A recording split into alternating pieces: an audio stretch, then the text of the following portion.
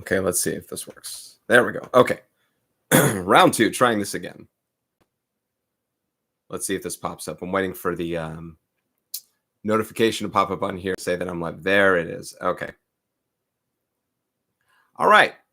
I'm going to go ahead and try this again. Second round. Last time I was doing this, it was not letting me change my webcam settings or my camera so I could do certain things software-wise and change to certain screens and such. Now I think I'm able to. Hello and welcome you to Mr. Robinson back here with my first live stream Q&A session. Now this would be for people who do want to jump in and take a look. This is for integrated Math 2 folk.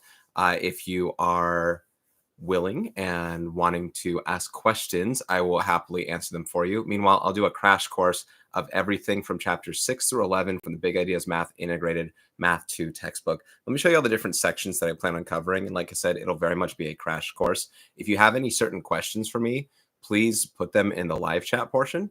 If you have something that you'd like to upload for me, you can upload a PDF or an image, like a camera shot or something like that, to you can share it.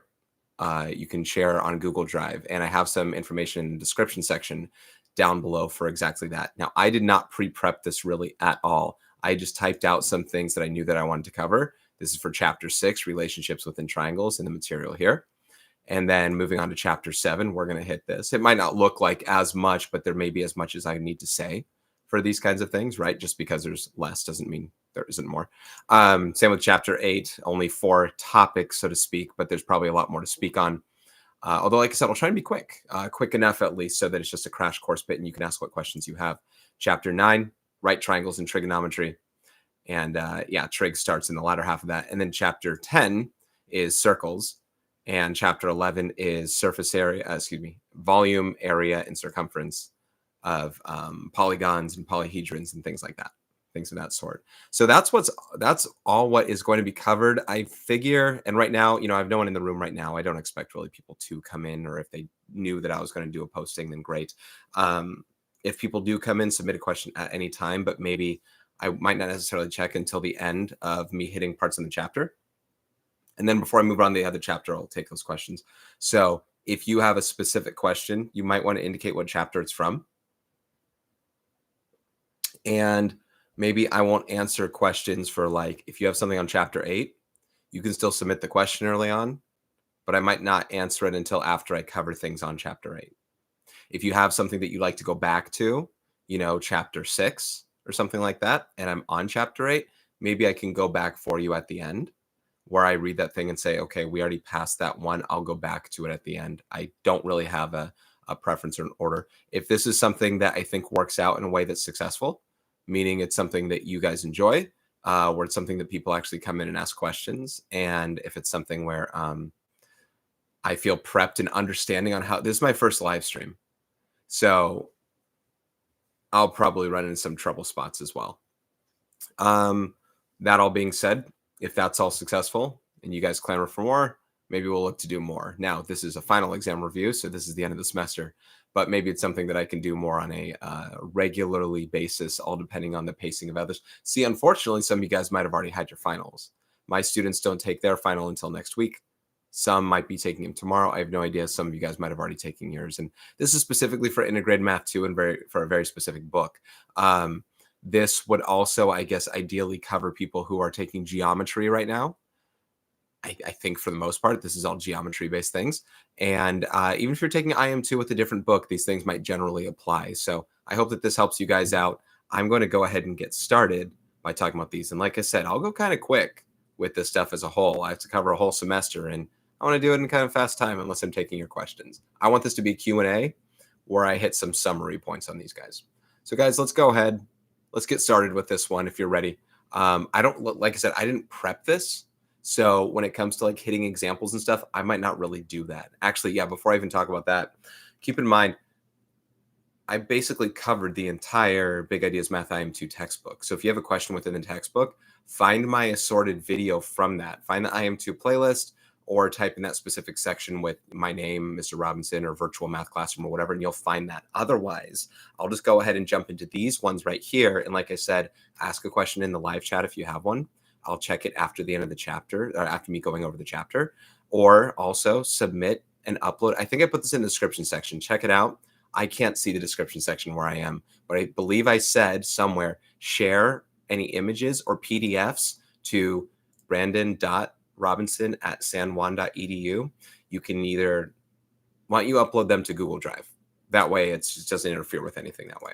So guys, without further ado, I'm going to go ahead and get started. Let me get one more sip of water before we continue. Also, I don't know what kind of latency there is. I've seen live streams of things before, not for math, but things like movie talks and stuff like that. And most people say it's like a 10 to 15 second delay. So anyway, that being said, I'm going to go ahead and get started. Let's see. Is there anything in live chat yet? Nope. Top chat, live chat, nothing. All right, here we go.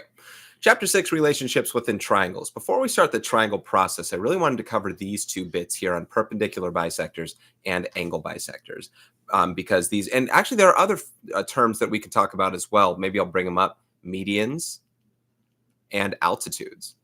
Now, all of these connect somewhere with one of these four sets right here. Like I said, this wasn't pre-planned, so already I'm making amendments to this thing. Let's start with perpendicular bisectors, and then I'll go from there on these other phrases, and then we'll see which ones they relate to. So perpendicular bisector is if you have a segment, and a segment has finite length, such as I call this thing AB.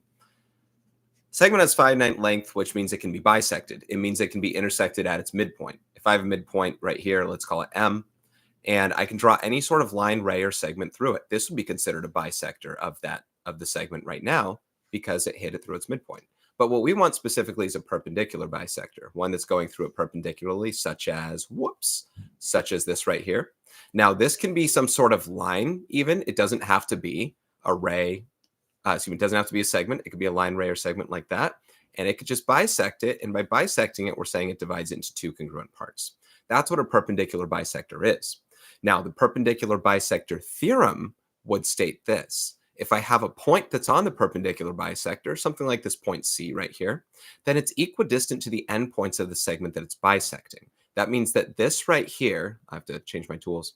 That means that this length right here from C to A and from C to B, these are equal lengths. These are equal lengths. These would be congruent to each other. And that can be proven by congruent triangle stuff. You can do a side angle side proof and CPCTC to show that those are the same. But AC and BC are the same length. That's the perpendicular bisector theorem.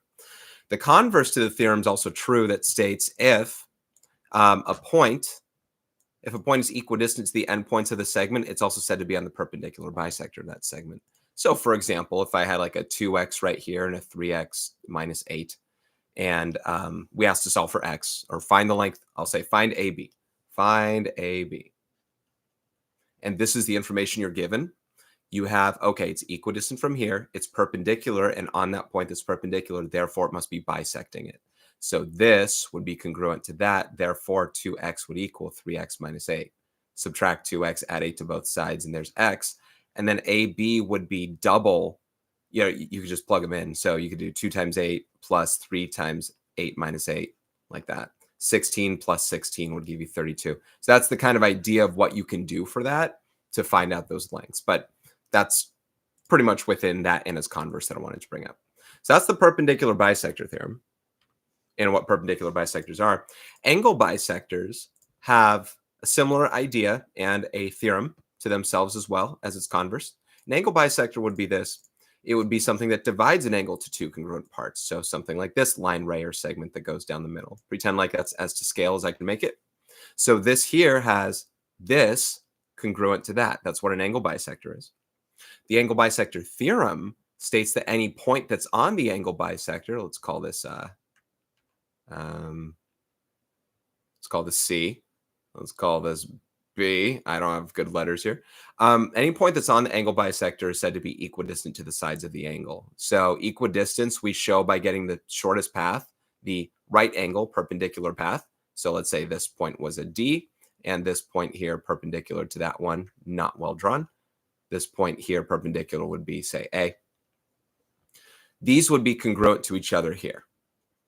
C is equidistant to those 2 points. We know that they're established to be the same distance away because they're both the shortest distance, and that's how the theorem kind of works itself out. Congruent triangle proofs can give you that stuff as well.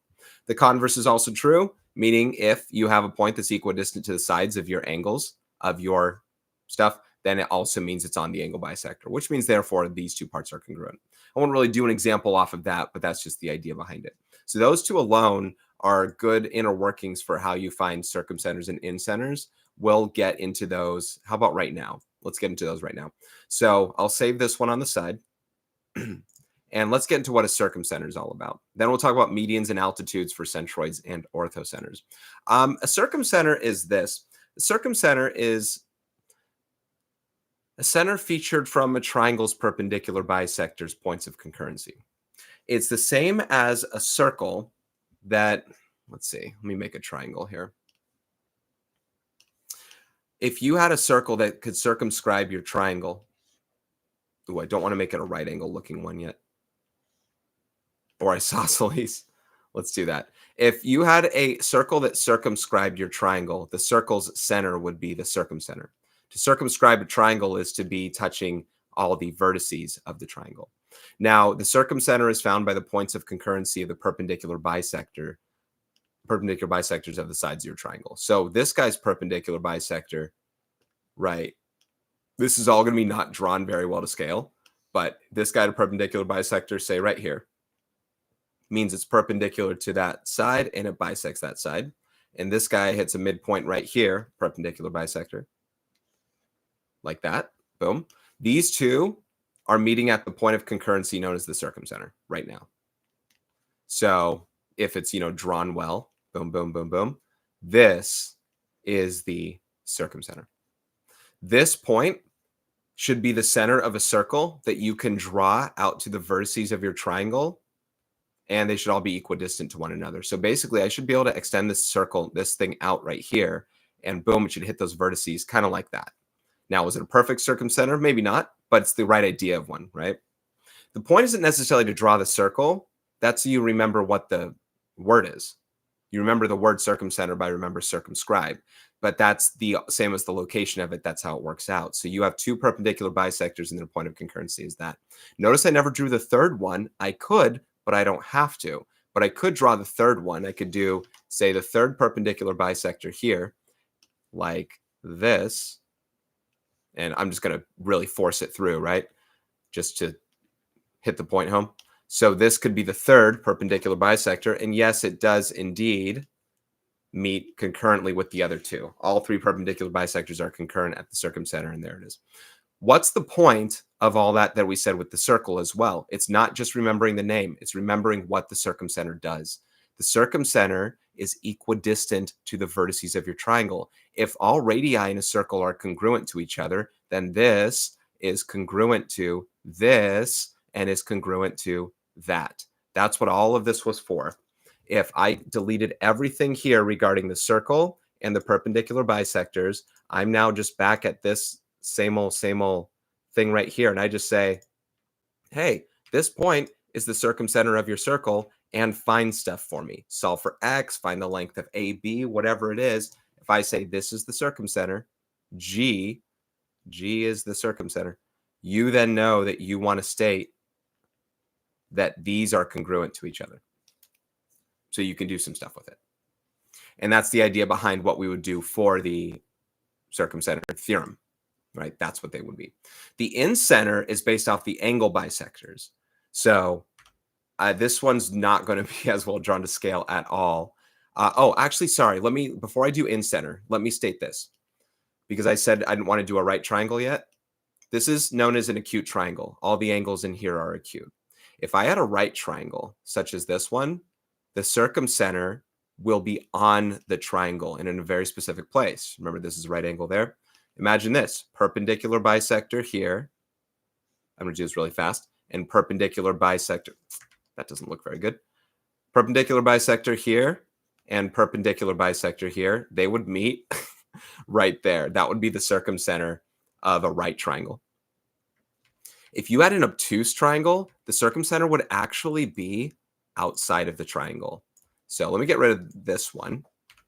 If I had a obtuse triangle like this one, imagine where these perpendicular bisectors meet. So if I had a perpendicular bisector right here for the bottom, it's perpendicular and bisecting. And I had a perpendicular bisector for this guy right here. Pretend like it's close enough, right? These are meeting outside the triangle, and that's where they would occur here. These are equidistant to the vertices of the triangle. You should be able to draw a circle around that one as well. Remember, I could also always do the third side. It would probably be like this, as a perpendicular bisector, like that, and there would be the circumcenter of those three. Let's see if drawing a circle there works out. It's not always perfect, and I just try my best, so let's see. That was pretty close. But yeah, so that's the idea of how it works. Any three non-collinear points can always make a circle, and that's how this circle would happen to look for that. Anyway, so that means what's equidistant here? This time it would be this, this, and this are all the same length of each other. Okay. We'll look at things on graphs with these as well later, at least when it talks about which ones we're going to do, but I'll leave that one for now. All right, I see no questions yet. I see no one in the room, in fact, so there's that. Let's go to in-center. In-center is the point of concurrency of the angle bisectors of your triangle. So let's say I have a triangle like this one here. The angle bisectors of the triangle, such as this is an example of an angle bisector, right? Is here. Excuse me. And you know what else I also didn't mention was, why did I bring up perpendicular bisectors and angle bisectors before? Because the theorems hold true when we talk about these as well. If these are the angle bisectors of your triangle, these are congruent to each other, these are congruent to each other, these are congruent to each other, and they all meet at a single point, and that point's known as the in-center. The in-center, the idea is it's holding the theorem that's there. So here's the angle bisector theorem in play. A point that's on the angle bisector is equidistant to the sides of your triangle, the perpendicular sides. That means this perpendicular side here, this perpendicular side here, these would ideally be the same length. It's holding the angle bisector theorem. And same with this. If this is an angle bisector, then these two would also be congruent to each other. And then this is an angle bisector, then these two are congruent to each other. And that's how that one works as far as setup goes. Now, it doesn't matter if your triangle is acute, right, or obtuse for in-centers. They will always be inside the triangle because they're always met by angle bisectors, which are always in between your angles. So they always have to be inside. Now, if it is equidistant to those parts, I already made mention of the idea of how circles, in center has this circle that's inscribing your triangle. That means from here, and it won't be perfect, but from here I should be able to draw a circle outward that would hit these points if they actually were equidistant. So like it would stay inside the triangle like that. This would be the center of the circle, and it hits all three sides at those perpendicular bits. You rarely ever, if at all, actually have to draw the circle, but that's a reminder of which things should be congruent and how we know our name. Let's move to centroid or medians and altitudes, and then we'll talk about the centroid and orthocenter with that. Median of a triangle. Let's draw a triangle fast. Median of a triangle is a place where the vertex draws a segment to the midpoint of the side opposite. So here's an example of a median. From vertex, it goes to here. Now, there was no intention to make this look like it was an altitude or something as well. It simply bisects that side. So this is congruent to that. And then a median here would be from vertex to midpoint here, where these would be congruent. And then these here would be congruent as well, such as that. And let's say I drew all three medians. Boom, boom, boom, boom. Say I drew all three medians. Together we make the in-center. Together we make the in-center. So the in-center is the point of concurrency of all your medians of a triangle. You could draw any two of the three, and you're good to go from there. The special relationship with this one, it's not about drawing a circle around something this time. Sorry, I said in-center. I'm very sorry. I meant centroid. I saw this blue bit or the green bit, and I wanted to put it here. There you go. Centroid. The unique thing about centroids within triangles is that a length here represents exactly 2/3 of the entire length here. So if your entire median is the length of AC and AB is the distance from vertex to your centroid, AB is 2/3 the length of AC. This is 2/3 of the whole thing. And that's true for all of the other ones as well. I can call this D and E and stuff like that, and F and G. DB here, that's 2/3 of DF. EB is 2/3 of all of EG. Okay, those relationships are born. And if this is 2/3 of the whole thing, then BC would be 1/3 of the whole thing, which means BC is half of AB. There are a lot of ways we can work out relationships within there. This is the one that we specifically bring up, as it's the one that I guess it's most often used for questions. But that's an idea of a centroid, what a centroid is. And then we go to orthocenter, but to do that, we need to know what an altitude is. And I guess technically any of these are altitudes. So let's make more of a scalene look of a triangle. So an altitude does go from vertex to opposite side as well, like a median, only it doesn't go to the midpoint of the side opposite. It just goes perpendicularly to the side opposite. So an example of an altitude would be something like this here, from vertex to side opposite, and it looks like that guy right there. Boom. That's an example of an altitude. Now you could have other altitudes within here, obviously, right? I could have one like that if that makes say a right angle with it to the side opposite. And then this one, I guess, if I'm drawing this the way that all the other ones are, it should be pointed to concurrency. That would be another altitude. And then all three of these meet together at what is known as the orthocenter. Now, the orthocenter probably has meaning beyond what it is that we talk about together, but for the time being, all we care about is points of concurrency with the altitudes of your triangle. There's no mathematical relationship or draw a circle within here unless you're doing a lot more points for a circle. I know there's a specific textbook problem we have for that. But in this case, it's just all about where the altitudes intersect. So if you ever have to do something with an orthocenter, they're likely going to have you do it on a graph. They say draw the altitude, or they say find the orthocenter, you draw altitudes on a graph, and you do it that way.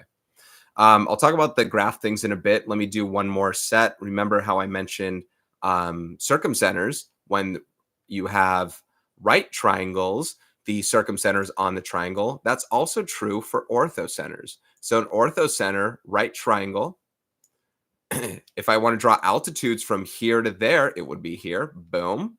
And altitude from here to there, it would be there, boom. And this would be the orthocenter of a right triangle. It would also be on the triangle, but not on the hypotenuse, instead on the right angle. And if you had an obtuse triangle, this is the weird one and hard one for people to perceptualize. And I don't think I just keep moving this tool. I'm probably not going to do best with it as well either for you guys, but let's see if I can get this right. But the orthocenter outside of the triangle would be, you kind of have to extend your sides.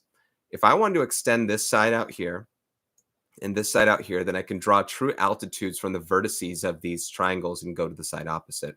So let's say I wanted to do orthocenter. I could do, give me a moment. Here would be an example of an altitude to the side opposite.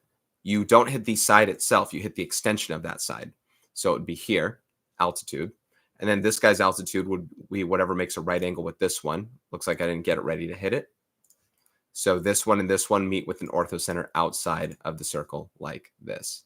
So boom, boom. Now there would be a third one, right? If I draw the altitude to this guy right here, say it makes a right angle, that's great, but it needs to go out the other direction and boom, through that. Let's pretend like it was more like that right there. That works out. So that would be your orthocenter for these three, outside the triangle, but meeting on the outside just like that right there. So orthocenters come in many forms, all depending on what it is that you got. And that's what it is. So once again, circumcenter is made, I probably should have had this highlighted. Circumcenter is made by your perpendicular bisectors. Incenter is made by your angle bisectors. Centroid is made by your medians. Orthocenter is made by your altitudes. Now, if you had a graph, and actually I did not prepare this one, let me pull up my graph paper. If you had graphs, they might ask you to do some of these. And normally they don't ask you to do incenters, because incenters would require that you'd have to do angle bisectors on graphs, and that's not generally something that we do. What we do, however, sorry, there's a big graph. What we do is we often find midpoints of segments, and we find opposite reciprocals of segments, of slopes. So we can do that here. So if I did circumcenter on here, this I'm not going to do a whole example, but if I did circumcenter on here, I would need to find, say, the midpoint. I'd have to find perpendicular bisectors. So I'd have to find the midpoint between, say, -7 and 7, I guess that's 0, and the opposite reciprocal slope of a horizontal line is a vertical line. So I know that automatically I could say, all right, this is one of my perpendicular bisectors right there. And then on another one, the midpoint between here and here, let's see, I don't have a perfect one. Let's say that's the midpoint there. You have to actually compute the midpoint though. right? And then whatever the slope is, say it's rise 10, run 7, whatever, then you do the opposite reciprocal. You go down 7, right 10, and then you find its opposite reciprocal slope, becomes a perpendicular bisector, and then you have a circumcenter like that. So you'd have to find out where they intersect that way. The like I said, you wouldn't do incenters necessarily. So centroids, let's go back to this one. For centroids, you would instead find medians, and medians begin with finding midpoints. So I would be actually on the right track if I had what I had here so far. For centroid, I'd say find the median, which you find the midpoint of a segment and you draw from the vertex to there, and find the midpoint of another segment and draw from the vertex to there, and then boom, you have a centroid in that case, like that. Remember, you only need 2 of the 3 parts. If I wanted to find an orthocenter, I would find out what the opposite reciprocal slope of the side is that I want to be perpendicular to, and then I would draw from the vertex and straight down to that. So remember how we had a perpendicular bisector over here because it bisected the segment? Now we go perpendicular to the segment here, but we draw it down from the vertex of what we have, just straight down in this case. So that would be an altitude. And then for another one, let's actually find a slope. This is over 2 up 7. This is over 7 down 3. Oh boy, so that's down 10 over 9.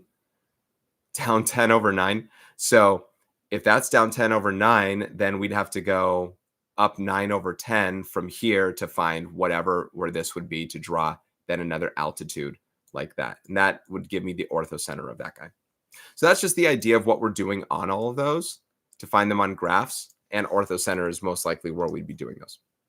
Okay, I said this would be a crash course. That ended up being pretty long. I want to see if I can find a way to speed these up thereafter. I think just because they had very particular, I have to draw something for it. Otherwise, it doesn't work.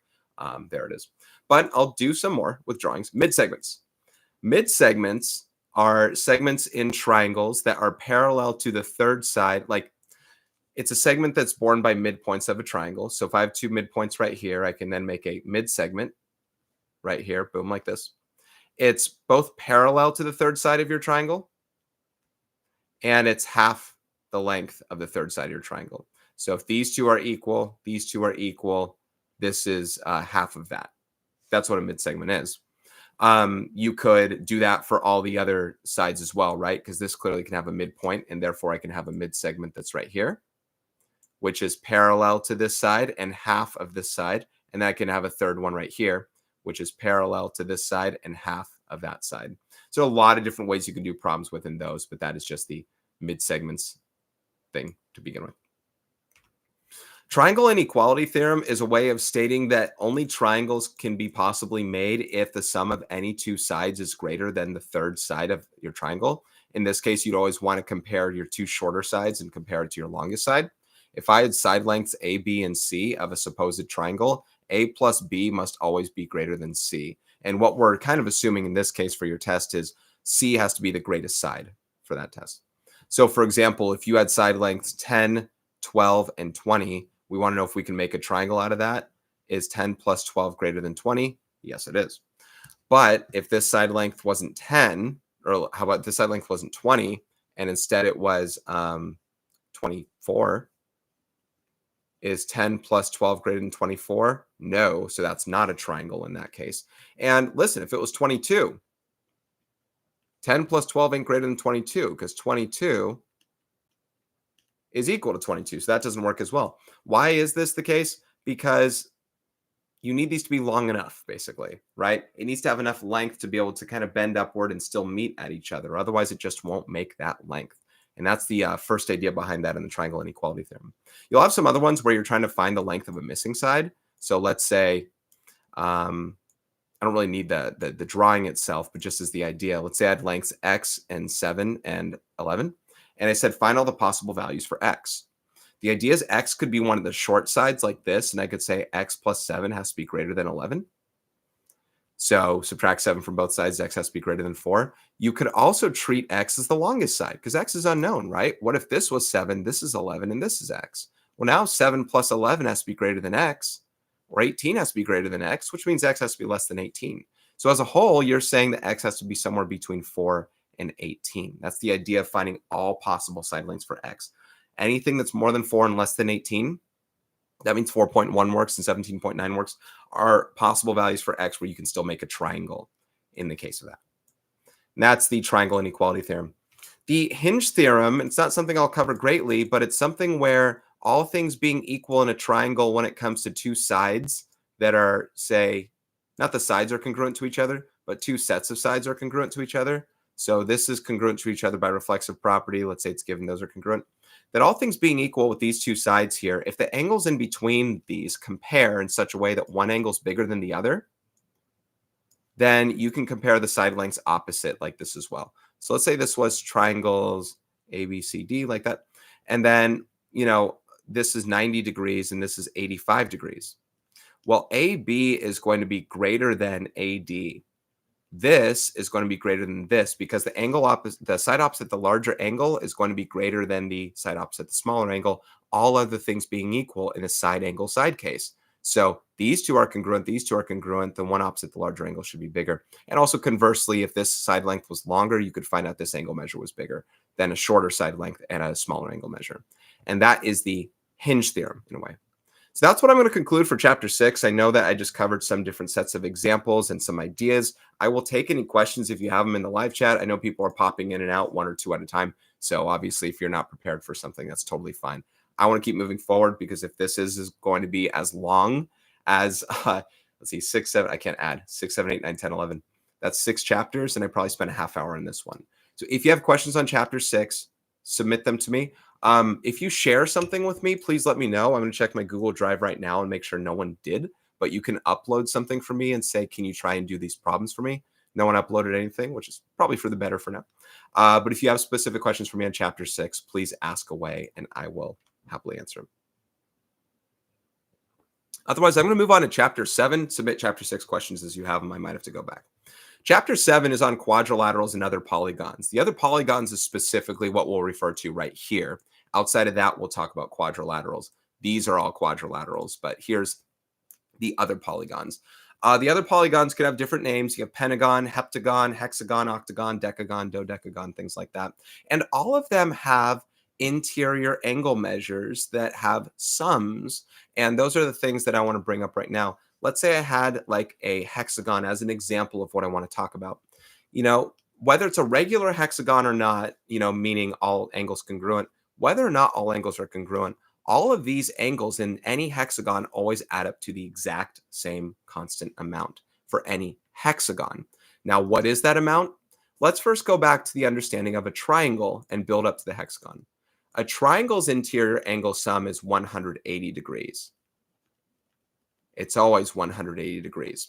Now, as you build out more sides in a shape, such as we get into a quadrilateral, right? If I get into a, let's make kind of a parallelogram looking one. If I have a quadrilateral here, a quadrilateral is actually made up of 2 triangles. I can draw a diagonal within my shape, and now it's broken up into 2 triangles, all of which have angles that are the interior angles of your entire quadrilateral. So if this interior angle sums 180 degrees, this interior angle sums 180 degrees, then they add up to 360, right? It's 2 different triangles that add up.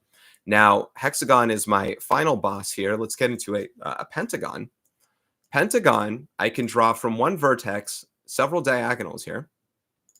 I can do a diagonal here and a diagonal here, and I've made 3 triangles. And these triangles are made up of the interior angles of your pentagon. So these are all 180 degrees, 3 triangles in a 5-sided shape, and those would add up together to become a certain amount.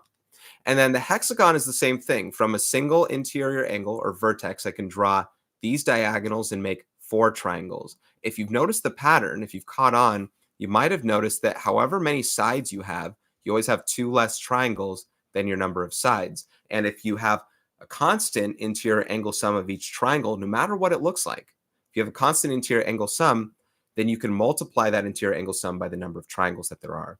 So the formula for this guy right here is the interior angle sum, that's what D is you take 180, the interior angle sum of a triangle, and multiply it by n minus 2, where n represents the number of sides of your triangle, and D is the interior angle sum that we're referring to. So that's the formula that we have. If n is the number of sides, n minus 2 is the number of triangles. Notice a 3-sided shape. 3-sided shape is 1 triangle. A 4-sided shape has 2 triangles, a 5-sided shape has 3 triangles, and a 6-sided shape has 4 triangles. So it's always 2 less than that multiplied by 180, and you got it. So how does the hexagon work? That's 180 times 6 minus 2, which is 180 times 4, which is 720 degrees.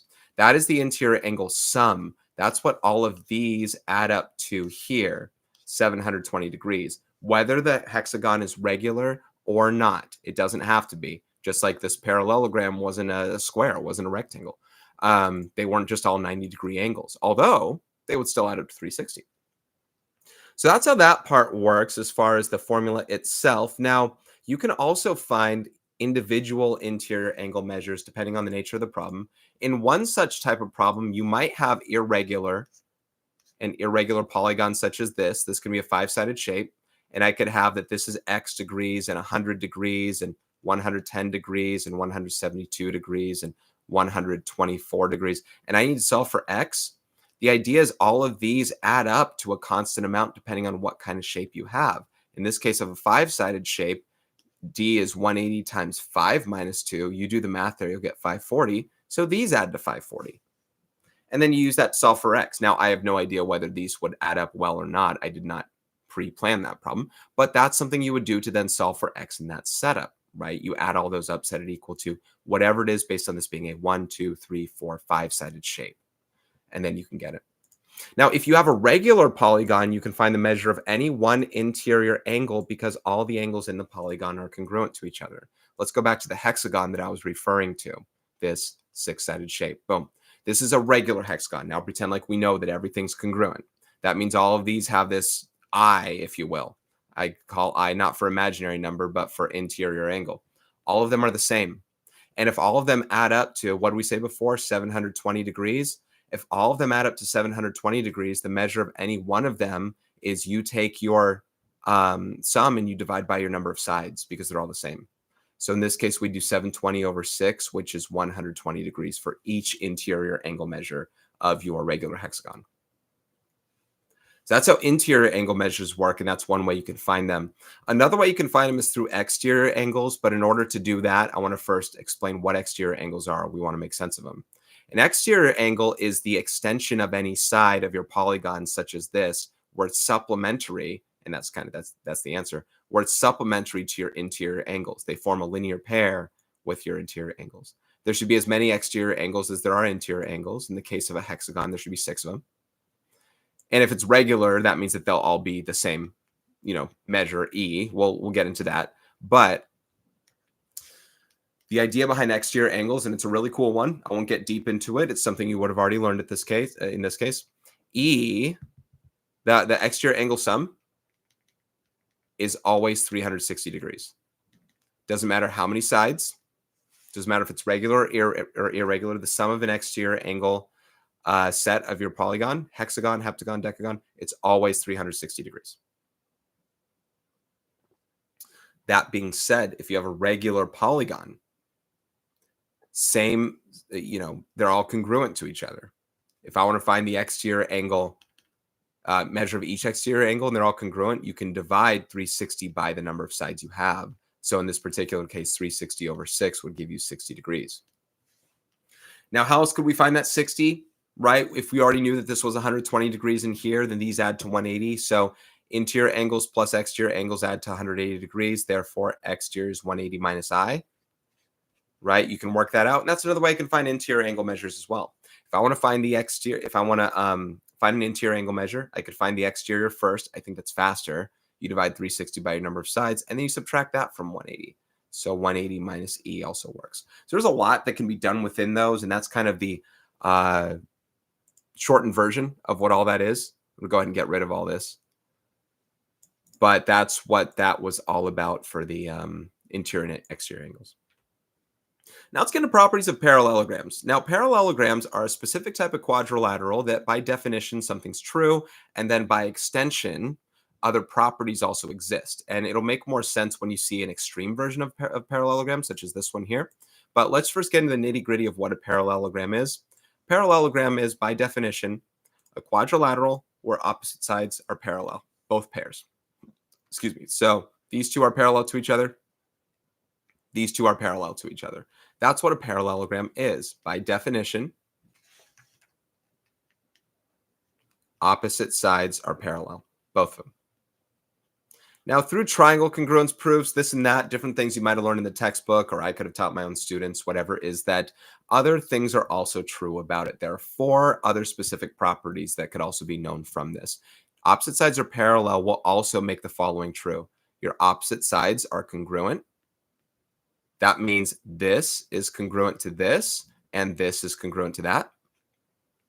Opposite angles are congruent.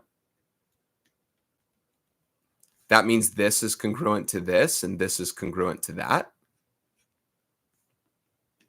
Consecutive angles are supplementary. Now, that should be known through your same side interior angle theorem stuff, right? If I have 2 parallel lines cut by, if I have 2 parallel lines cut by a transversal, and those lines are parallel, then these two would add to 180 together. X plus Y equals 180, like that. And the last one, let me get rid of at least the green part. Oh, got rid of my X and Y. No. And the last one is that diagonals bisect each other. So let's do that in this color here. This diagonal and this diagonal, they bisect. They're not congruent to each other. They bisect each other. So that would mean that this, I have to do 3 tick marks. This is congruent to that. This is congruent to that. So let me write that one. Diagonals bisect each other. So those are the other 4 big properties that all parallelograms will possess, and there are obviously a lot of different questions they can have with those. A lot of the easier ones, if you have questions on your kind of test stuff, it's like, hey, this is 2x plus 4, and this is 4x minus 8, and they say solve for x or find the length of the thing. In a lot of these cases, you go, well, even if I don't know the name of the property or the theorem or whatever, I'll just set them equal to each other and solve. And sometimes that's just the nature of these problems. There are other ones with like this X and Y as angles. You don't set these equal to each other. And this is why I drew the parallelogram the way I did. They don't look equal to each other. This looks like an acute angle. It looks like it's like 60 degrees. And this looks like it's 120 degrees. It looks very obtuse. They don't look congruent. These look congruent, opposite each other, right? You set those equal to each other, but you don't set these equal to each other. Instead, you add them to 180. So some of them are by nature of looking at the drawing and knowing that. And I want to keep going with that and talk about what's not true about these that could be true about others. I just mentioned consecutive angles aren't congruent. The diagonals are not congruent to each other. Now, when you look at this drawing, I hope you can see that. If I asked you, does this look like the same length as this? I hope you can say no. I hope you can take a spread of your finger and pinky, or your pinky and your thumb, and say, oh, that's longer than this one is right here. No, those don't look congruent to each other. They're not congruent to each other, not unless they are rectangles, which we'll get into. They're also not perpendicular to each other. Does that look like a right angle? Does that look like a right angle? No, clearly this looks a lot smaller than that is, and they don't look perpendicular. And they don't bisect their angles, right? Opposite angles are congruent, but that doesn't mean that this guy here is congruent to this guy. Clearly, this looks bigger than that. So the extreme version of a drawing of your shape can really help you see when things are not, what you want them to be. So this version of this parallelogram clearly shows that it doesn't have those other things that are true, but these ones are true. Now, as I move on to the rectangle, rhombus, and square, and remember, feel free to submit a question for Chapter 7 stuff in here right now if you have one, or upload things to a PDF. Upload a PDF to me. Share it with me. I have in the description section of this, I have my email, my school email, and you can upload it as a drive thing. But with the parallelogram, right? Parallelogram also is these other 3 shapes right here. A rectangle is a parallelogram, a rhombus is a parallelogram, and a square is a parallelogram. That's important to note. A rectangle is just a parallelogram where you take the parts here and you move them, upright. So I take that same parallelogram and I move it more like that. Then I've made a rectangle. A rectangle is a parallelogram. And I keep bringing that up because anything that was true about a parallelogram will be true about a rectangle. Rectangles will just have more. So rectangle, by definition, has all right angles. All angles are congruent, but all right angles. They're all 90 degrees. Now, that's its definition.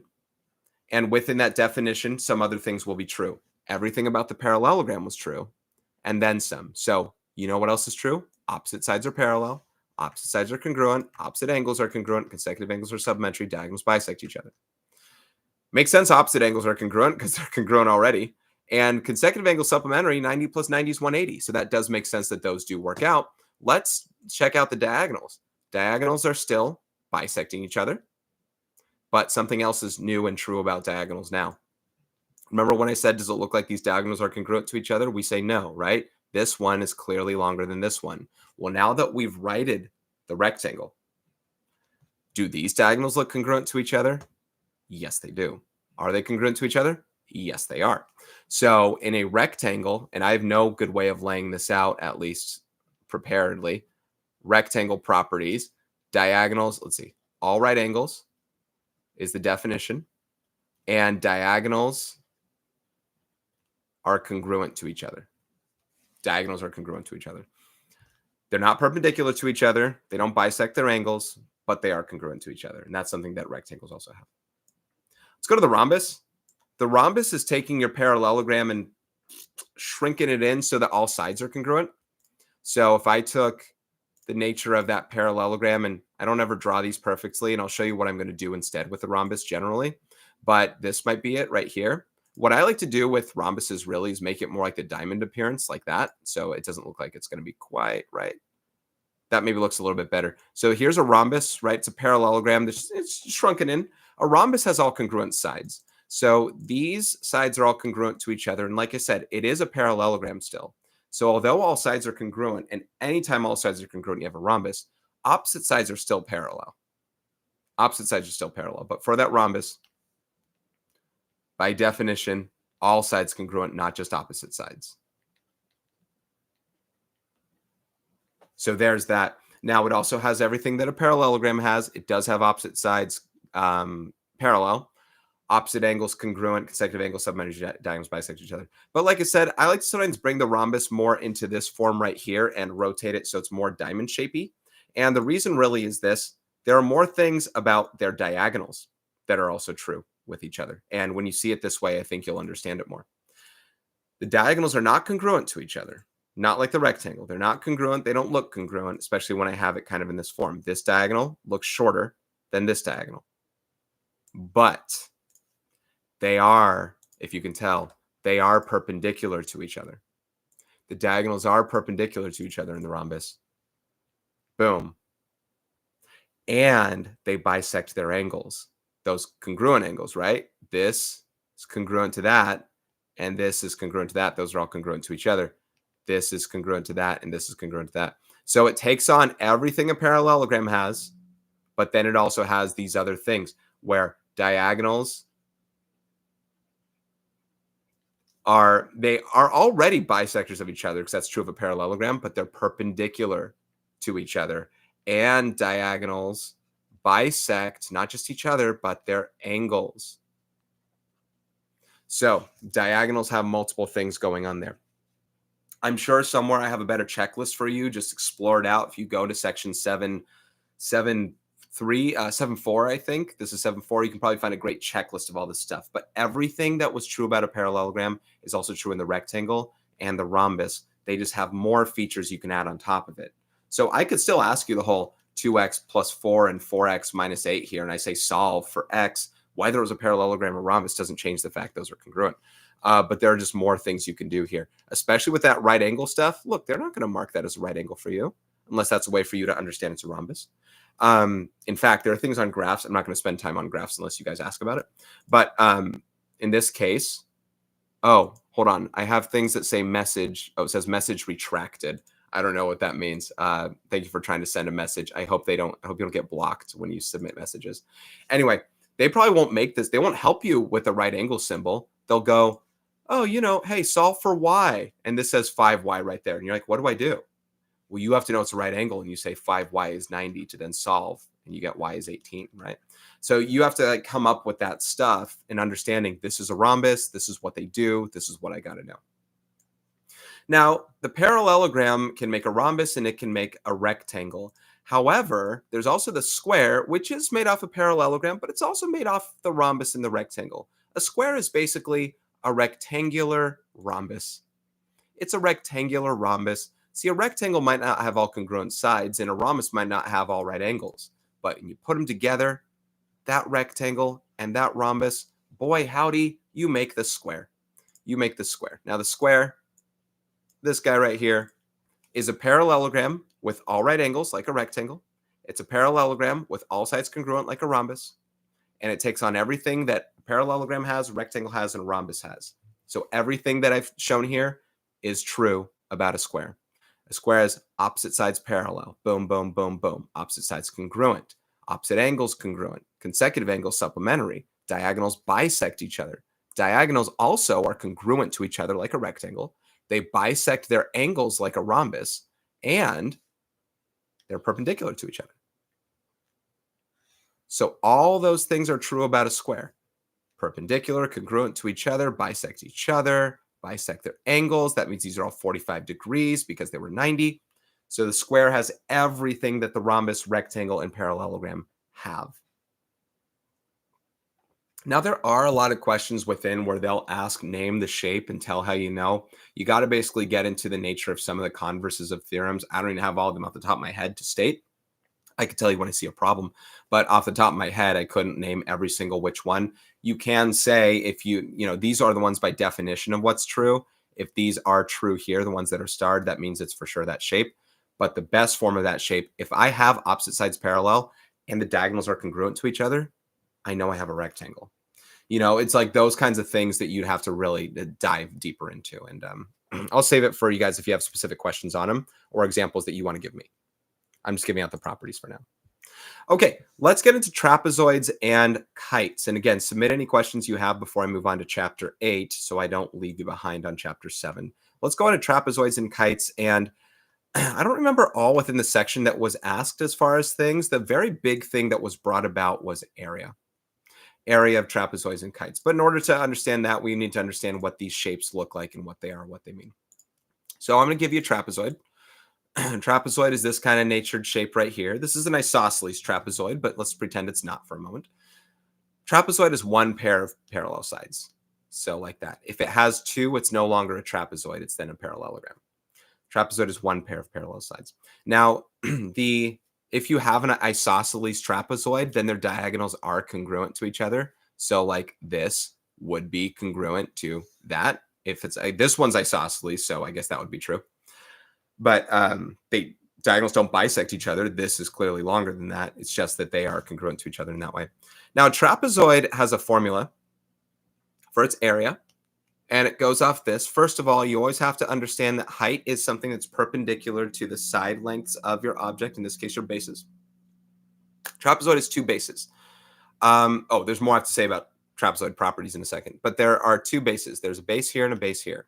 I call them B1 and B2 because they are bases of different lengths. When those other sides aren't parallel to each other, not all opposite sides are congruent, right? So these aren't congruent to each other.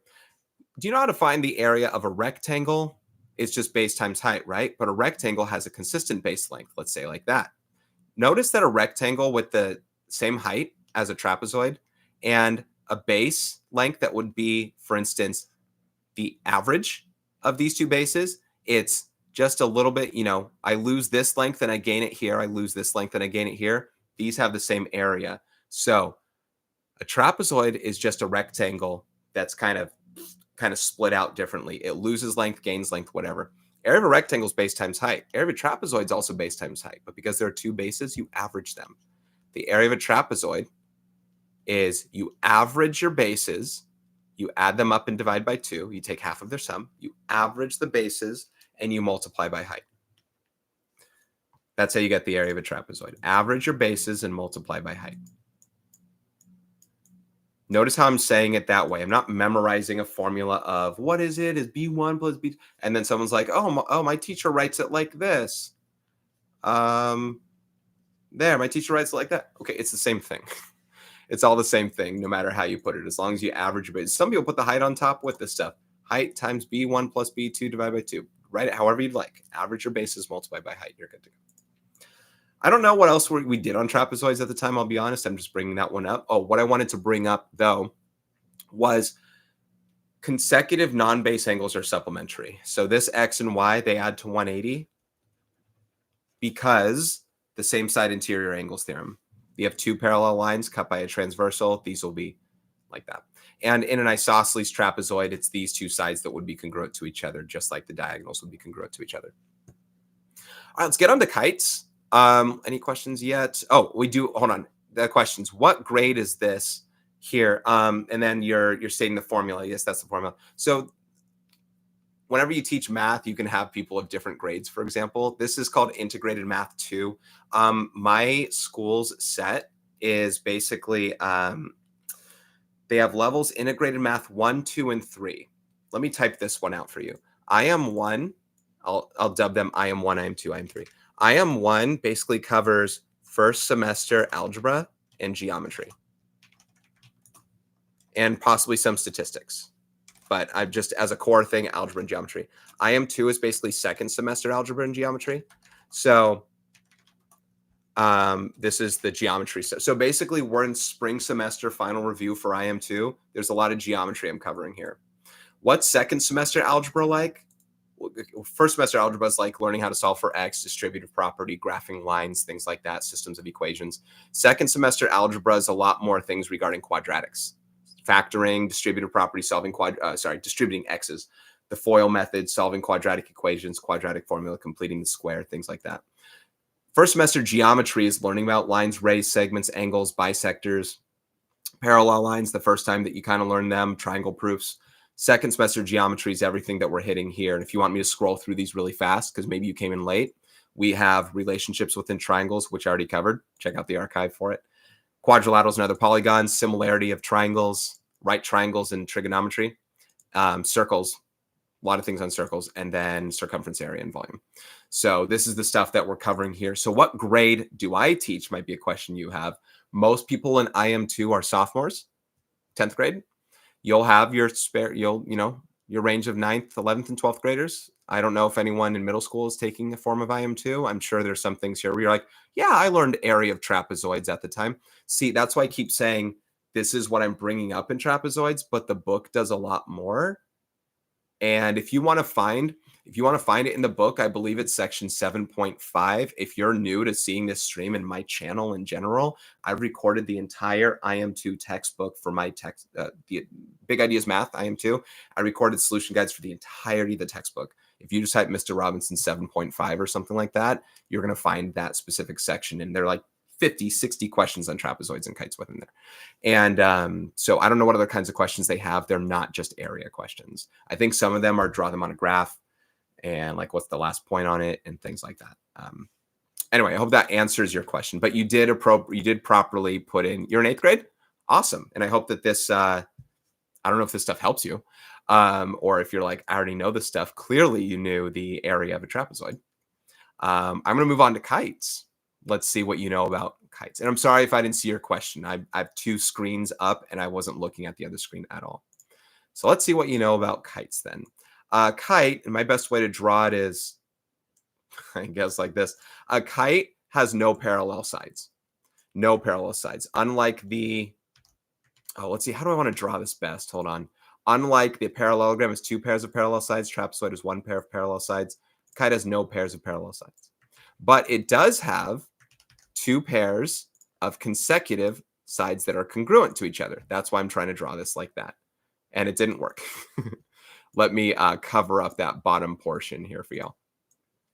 Here's an example of a kite, and they pretty much often draw them very diamond-esque shaped, so you get a good idea of it. So this is congruent to that, this is congruent to that, and nothing's parallel to each other. But kites do have specific properties within their diagonals, and diagonals are always the segments drawn across non-adjacent vertices like that and that. They don't have to be diagonal. In fact, one's horizontal, one's vertical, but that helps you understand what they do with each other. These diagonals are perpendicular to each other. And in fact, one's a perpendicular bisector of the other. That means that these are congruent to each other. This goes back, if you were with me on chapter 6, that explains the perpendicular bisector theorem and its converse, that if these two sides are congruent, then any point that's on that's equidistant from those endpoints creates two congruent sides. It's on the perpendicular bisector of it. So these are all true about a kite. Now a kite has two diagonals of different lengths. Well, they could be the same length, but this could be D1 and this could be D2 as a whole, right? So the formula for the area of a kite, let's see if someone already wrote it. Not yet, but if someone knows the formula of a kite, you can use it based off its diagonals, and they often work off the diagonals to find things. Even if I only had like these lengths here, you could do things off Pythagorean theorem to find the lengths of these diagonals, stuff like that. But, imagine diagonals are like, hey, what if I had a big old rectangle? Big old rectangle with the same D2 and D1, right? This is D1, and I know the book does this as well. This is D1 length, this is D2 length. The area of this rectangle is length times width, it's D1 times D2. And this kite, whether or not you understand it, but it's occupying exactly half of the area of the rectangle. Notice this is half of that rectangle, this is half of that rectangle, this is half of that rectangle, this is half of that rectangle. So the kite's occupying half the area of that rectangle that has D1 times D2. Area of a kite is 1/2 of D1 times D2. Because those are perpendicular to each other, you can multiply those things out and work it out that way. I feel like, someone wrote it. D1, yep, half of D1 times D2. That's it. I feel like this section also hit rhombuses, areas of rhombuses. It did hit trapezoids, but I feel like the section also hit areas of rhombuses. And I erased my previous rhombus, but let me bring one up again, because this is where, like I said, you often draw them quite like a kite, where you draw it with the diagonals going vertically like this, because the rhombus has the same area. Rhombus area can be found in two ways. You can use the diagonals, or you can use the base and height stuff. I'll show you what I mean in a second. But this is also a D1, D2 setup for rhombuses. And rhombuses even more so because diagonals bisect each other. They really just might give you one of these lengths here and this length, and Pythagorean theorem gets you this length and double it for this length. There are a lot of things you can do from that. So again, if you guys have any questions for that, you can ask. A rhombus is also a parallelogram. So if which this is not part of this chapter, but a parallelogram's area is base times height, like a rectangle. Only you have to remember height's perpendicular to your bases. So a rhombus, if it's laid out like a parallelogram, you could also find its area by base times height as well. Anyway, that's the end of the chapter. I'll take any questions if you guys do have them. No, you were right, XV. You were right in saying D1 plus D2 times 1/2. Multiplication's commutative. You can multiply 3 times 5, 5 times 3. You'll get the same answer as long as you have. Oh, you put plus. I didn't notice you put plus. Yes, it is times. It is times. Those ones there. They are different dimensions. You are doing like a base times height kind of scenario on that one. So if you guys have any questions on chapter 7 stuff, please let me know. Otherwise, I'll move on to chapter 8. I'll take former questions later if you have them. Chapter 8 is going to be on triangle similarity. So I'll go ahead and move forward. How long have I streamed? This is if you guys are new to this stuff, well, I'm new to live streaming. I haven't live streamed before. So this is my first time trying it and trying to see if people would have questions on it. Oh, sorry. Someone's asking, rhombuses and kites can be calculated the same. What do you mean? Can be calculated the same. Can be calculated the same. I'm not really sure what you're asking in that scenario. Let me know what you're talking about. Anyway, so I was just going to say, this is kind of my first live stream version of something. So I don't know where anything is. I don't know how long I've been streaming. Oh, here it is. An hour 3. Are you teaching math 3 online next year? So I don't teach them online, but I do make videos. I do plan on recording my IM3 textbook from the Big Ideas Math Integrated Math 3 textbook. I do plan on doing solution guide videos for IM3. Am I going to be teaching IM3 next year? Not presently, not currently. I do have on my channel a lot of older videos. Let me I'm not prepped for this, but let me see if I can make this happen. Give me 1 second here, if you guys are patient with me and just hanging out. This is a good old hangout day. I want to see if I can bring up one of my windows. Okay, let's see if this works. All right, can you guys see that? So I'm going to go to my YouTube channel. It's not very laid out except for the most recent stuff. So if I go to, for you guys, videos, you'll see that it's just filled with different videos here. Now, if you find things with IM3, integrated math 3, I wonder what'll pop up. I don't always title things integrated math 3, but I might have an entire folder. I have fall final exams, spring final exams, stuff like that. So I have some old videos, but they were based off an old textbook as well. We are now using new textbooks in our school. That's why I'm now recording new video things for them. If you type in certain sections that would be in IM3, let's see, what would be in IM3? Law of signs. Law of signs. I do have some stuff here from 2 years ago when I was teaching IM3. So I taught IM3 last year and 2 years ago at my school. So I have a bunch of things that might cover that for IM3. And if there are some old ones you want to find, you can go ahead and use those as well, right? So it's a lot of stuff that I do have, and I hope that that finds you well. I don't know if that works, but yes, I do plan on recording the textbook for IM3 for this next year, which it takes a while. Okay, hold on. Let me go back to the formula question that was asked. Can B calculated the same? I don't know what you're saying, but you're saying it's the same formula. I'm asking because it's the same D1 and D2. Are you doing angles in any of the IM2 chapters? Angles. We did the interior exterior angles, but we're not doing like, I don't know what kind of angle things you're asking about. We're going to do trig. We're going to do trig. This is hard to do live stream stuff. I never do live stream stuff, so this is very new for me, y'all. Thanks for checking in. I don't know if you guys are studying for your finals and if this stuff helps, but yeah. Oh, let me go back to my YouTube channel thing again. And I swear I'm not. This isn't like a promotion. I'm just making sure you guys know where things are, because I don't, until this last year when I started doing the textbook stuff, I don't exactly try and lay out my channel in such a way that it's like, this is really easy to find and navigate. It's not. It's not until for this playlist stuff. Let me find my Big Ideas Math one. So in Big Ideas Math here, Integrated Math 2, you can find this playlist, and I'll have virtually every section covered with the quiz reviews, the chapter reviews, the test, all that kind of stuff is virtually all covered here.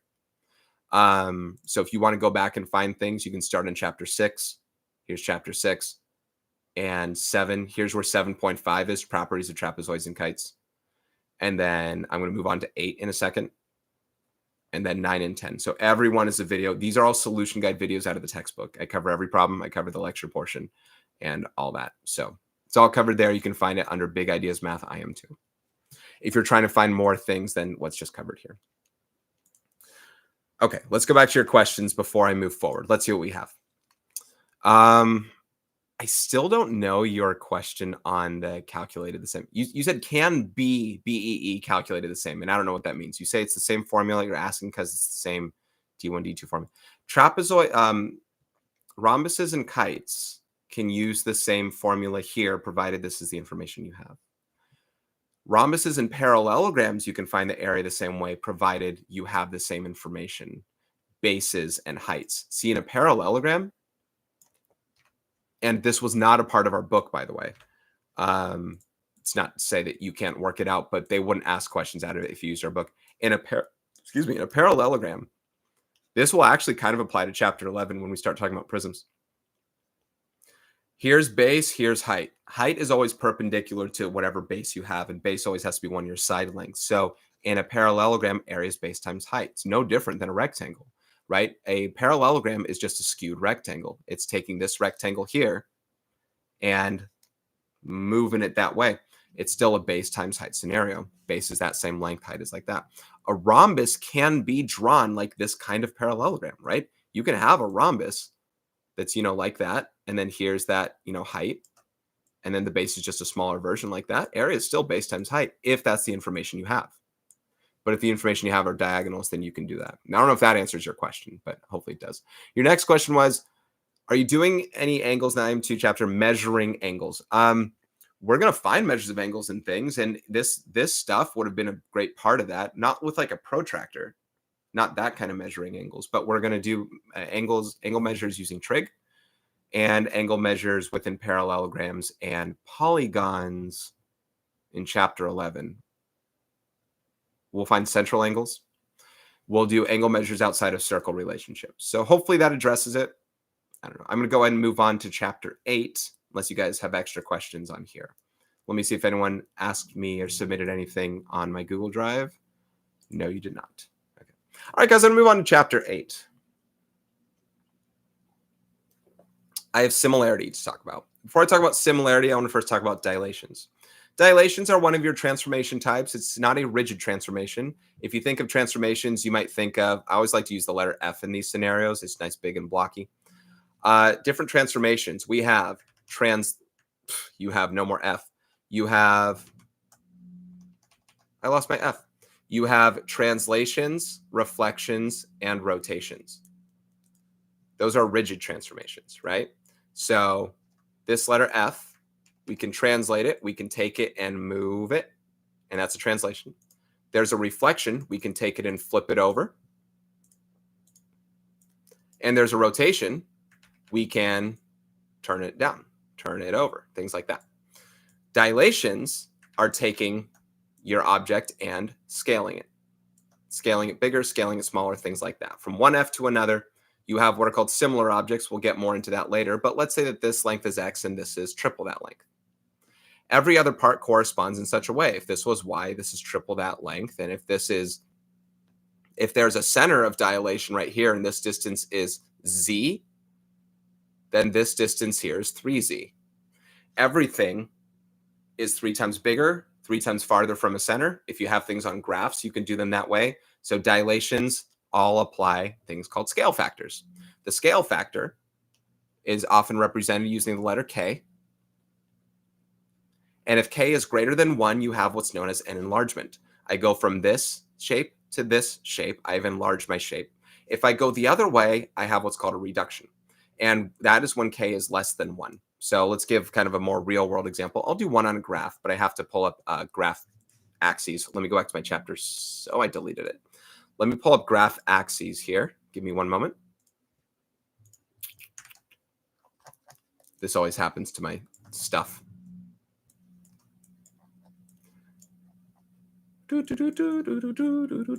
Okay. So let's do an example where I have some triangle ABC. Here's A, here's B, and here is C. And I want to apply a dilation to this triangle centered at the origin. My center of dilation will be 0, 0 right here. I'm going to apply a scale factor of 1/2, and I want to draw my new image after that. I'm going to label it A prime, B prime, C prime. The prime notation means use a little apostrophe. So applying everything with scale factor of 1/2 means you multiply everything by 1/2. The distance is from the origin. So we can just use the ordered pairs. A is at the point 2, 6. So A prime will be taking 2 multiplying by 1/2. That's dividing by 2, 1, and 6 divided by 2 is 3. So A prime is right here instead. B was at 10, 4. So B prime is at 5, 2, half of those. C was at 4, negative 2. Divide those by 2, you get 2, negative 1.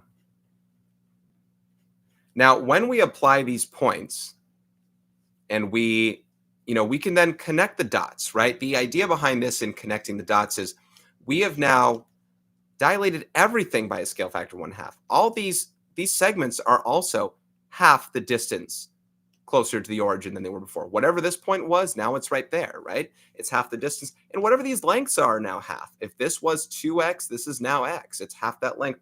And that's what we did for that in applying that dilation. What's nice about dilations is they do cast out from that center. So let's use a different color.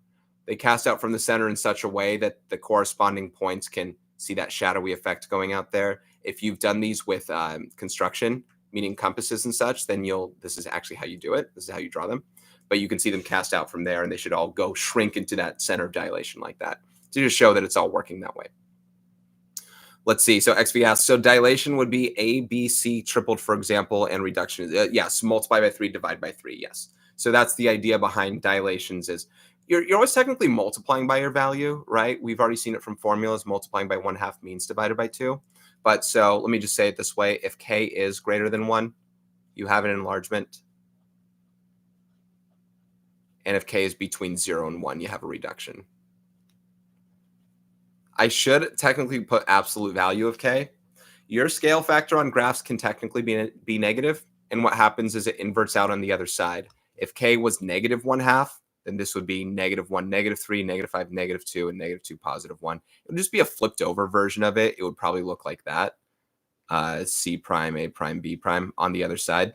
I'm not going to do that one, but you multiply by negative values and it happens. So I should put absolute value here, because if k was like -4, it's on the other side of the center and it's enlarged, but on the other side. I'm not going to worry about that in particular. Just if it's bigger than 1. If you're multiplying by a number more than 1, it gets bigger. Right. So that's what dilations are, and they are the very new but very useful. Good. I'm glad. At some point you'll learn this stuff again.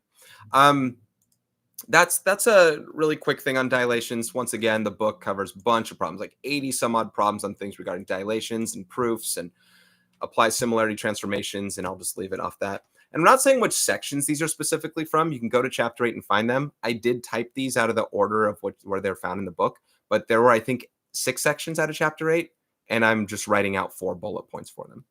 Let's go to similar polygons. You just saw examples. See, the reason they do dilations is to say everything you found had certain scale factors, which I'll also call similar. If you hear me say similarity ratio, I mean the same thing as scale factor. If the scale factor is 3, the similarity ratio is 3 to 1. You're tripling your values. They have similarity ratios, and they have corresponding points with them. And that's what similar polygons do.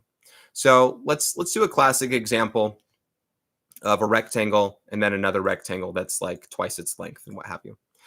In order for these items to be similar, they need to have a dilation applied, which means every part needs to grow the exact same scale factor amount.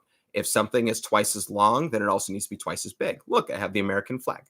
But I have these 2 rectangles here where, as you just saw before, if this length is x and this is y, then doubled 2x and 2y, right? There is a certain similarity ratio. There's a certain scale factor here. K is still 2. In this case, when it comes to doubling, going from here to there. So they can ask you for, it will, I'll dive more into this kind of thing with examples on it, but that's a version of that we're applying. So you might say, how's that different than dilations? Well, number 1, we're not talking about centers anymore. Number 2, we're not going to talk about prime notation or graphs. And number 3, we're going to find some missing values in some aspects now. It's about finding lengths. Let's say this rectangle is called ABCD. This rectangle is called EFGH. And I told you these rectangles are similar. First of all, here's what they might do. Make a similarity statement. The squiggly, the one on your keyboard above the tab button, that one, no, hold on. Do you have to press shift? I never use it. This guy, yeah, you have to press shift. That guy, that is the symbol for similarity. We use this for congruent. These aren't congruent to each other. They're similar to each other. Now, if you know anything about similarity or congruent statements, similarity statements are the same. Notice the letter order, and it's not because they're alphabetical, but just the way that they're written. 1, 2, 3, 4, 1, 2, 3, 4. A is the first letter written, E is the first letter written. Therefore, A corresponds with E. If these are rectangles, then they're all congruent, but A and E are congruent angles with each other because they correspond. B and F are congruent to each other because they correspond. They're the same second letter position-wise in the similarity statement. The point is, when they're similar, they're corresponding parts, which we can then apply. We don't have the A prime, B prime stuff to look at anymore. Now we have these letters. Let's say that I knew this information here, and we already said it's like twice as big, right? So let's say it's 5 and 10, and this was, 3, and we're trying to find this X. Or let's say find EH. I say find EH. Now, we already should know that answer. You probably get this good understanding that, hey, this is twice as big as that. This is twice as big as that. And that's exactly what you do. But we can set things up with proportions as well to find these lengths, where I could say something like 10 divided by 5 is 2. So EH divided by 3 should also be that same 2, right? We set up a proportion to solve for this. This is where you can do things like cross multiply or multiply both sides by 3. Depends on whatever your best form of algebra is. Maybe turn this into 2 and say what divided by 3 is 2, and you do it logically. But not every question will be logically solvable. Some of them you really want to do the algebra work to find out that EH is 6. And you can confirm by saying it's twice as long. But that's how similarity aspects work because those parts correspond, that we can set it up that way. Let me do a harsher example of that. Taking away, hold on, let me lock this into place here. Oh, I got rid of everything.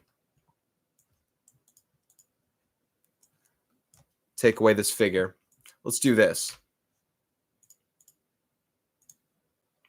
I can't do irregular shapes. Here's one. All right, I got a shape here.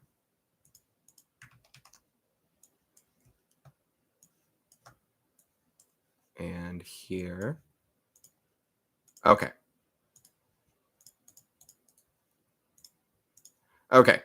I have these two shapes. I have, and I'll write the letter order random, A, B, C, D, E, F. Okay. Now, triangle ABC is similar to which triangle? For now, we're going to go off the appearance of the drawings. You saw what I did. If you're just sitting around watching me, you saw me enlarge, rotate, and reflect this thing. When you look at A, you see that it's a very big obtuse angle. F is the very big obtuse angle there. That is the one that corresponds with it. So F is what I'd write first. B is this next one. It's the smallest of the angles. It goes across that long side. From F to D is the same thing. So D is next. And then E is the last one there. We don't often go by appearance of drawings. I'm still setting it up for you so you understand why I'm writing the letter order that I am. And that's my point. It's not about being alphabetical. It's about finding points that correspond. But now that you know what the triangle similarity statement is, I'm going to set up some lengths, and I want us to try and find the missing length that we're trying to find. So let's say that AB's length is 10. Once again here, what does AB correspond with? FD. FD's length is, say, 4. And then BC's length is, I don't know, it's got to be longer than 10. Let's say 13. And I'll say, okay, find ED. Find ED. It's not as obvious anymore what it is now, right? 10 may be a certain amount of times larger than 4, and you might know how to apply that this way and whatever. But what you want to do is find points that correspond and set up a proportion. You might even want to redraw your objects to work it out the way that you do. But as far as proportionality goes, A and B are the first two letters. AB corresponds with FD, the first two letters. So whatever AB divided by FD is, then any other thing from this triangle to this triangle is the same thing. In this case, you want to use a length that we see, BC, and that we know, and use that to find the length that we don't know, DE, which is the same as ED, by the way, DE and ED, and that's our unknown. So this is a proportion setup I can use in order to solve this thing. So let's do a substitution of those. Whoopsie. So let's do a substitution of those. AB is 10. FD is 4, BC is 13, DE is our unknown, and this proportion will now help us solve. Now, I do tend to reduce my fractions before I move forward, just so that way I don't have as big of numbers to work with. 10 and 4 can both divide by 2, so I'll rewrite them as 5 halves. See, 5 halves is the same thing as 10 fourths. They're equivalent. They're both 2.5. This is where you'd probably want to say, hey, cross multiply and solve. Depends on your proportion setup. But 5 times DE, that's a 5, by the way, equals 2 times 13, which is 26. And divide both sides by 5, you get DE is 26 over 5, which is 5.2. So there's the length of DE, and setting up proportions to solve it based off the triangle similarity statement will get us there. So in similar figures, corresponding side lengths are proportional. They're not equal to each other, but you can apply a scale factor, a similarity ratio, to come up with what one is versus the other. Now, let's say that we knew the angle measure of this one is, say, 120 degrees, and then this one over here was, say, 2x, minus 15, and I said solve for x. Do we apply the proportion to these ones as well? No. Corresponding sides may be proportional, but corresponding angles are congruent. It's not like when I make a rectangle twice as big that the 90-degree angles became twice as big and became 180. They're still 90-degree angles. Likewise, if this is 120 degrees, so is that. We set those equal and we solve. 2x minus 15 equals 120. Angle measures are preserved. This was not a good example. Let's turn it to 16. That's not a good example of a thing. I don't want a decimal this time. Add 16 to both sides and then divide both sides by 2, and you get x equals whatever is 68 in that case. So yeah, that's what gets you to solve for them in that way, right?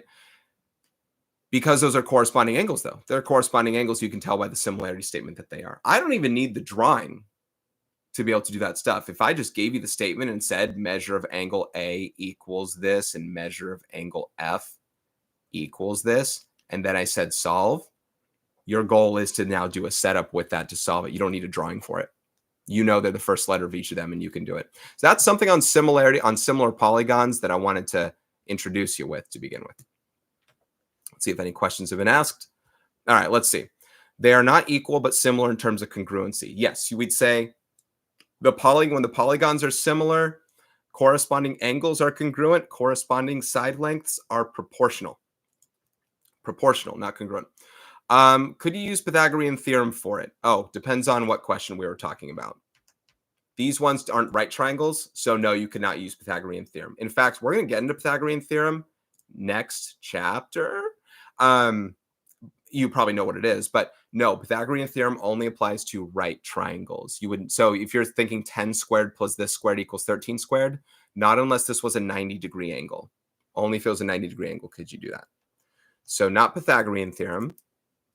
And yes, you set up a proportion for that one. Okay, some other things on similar polygons.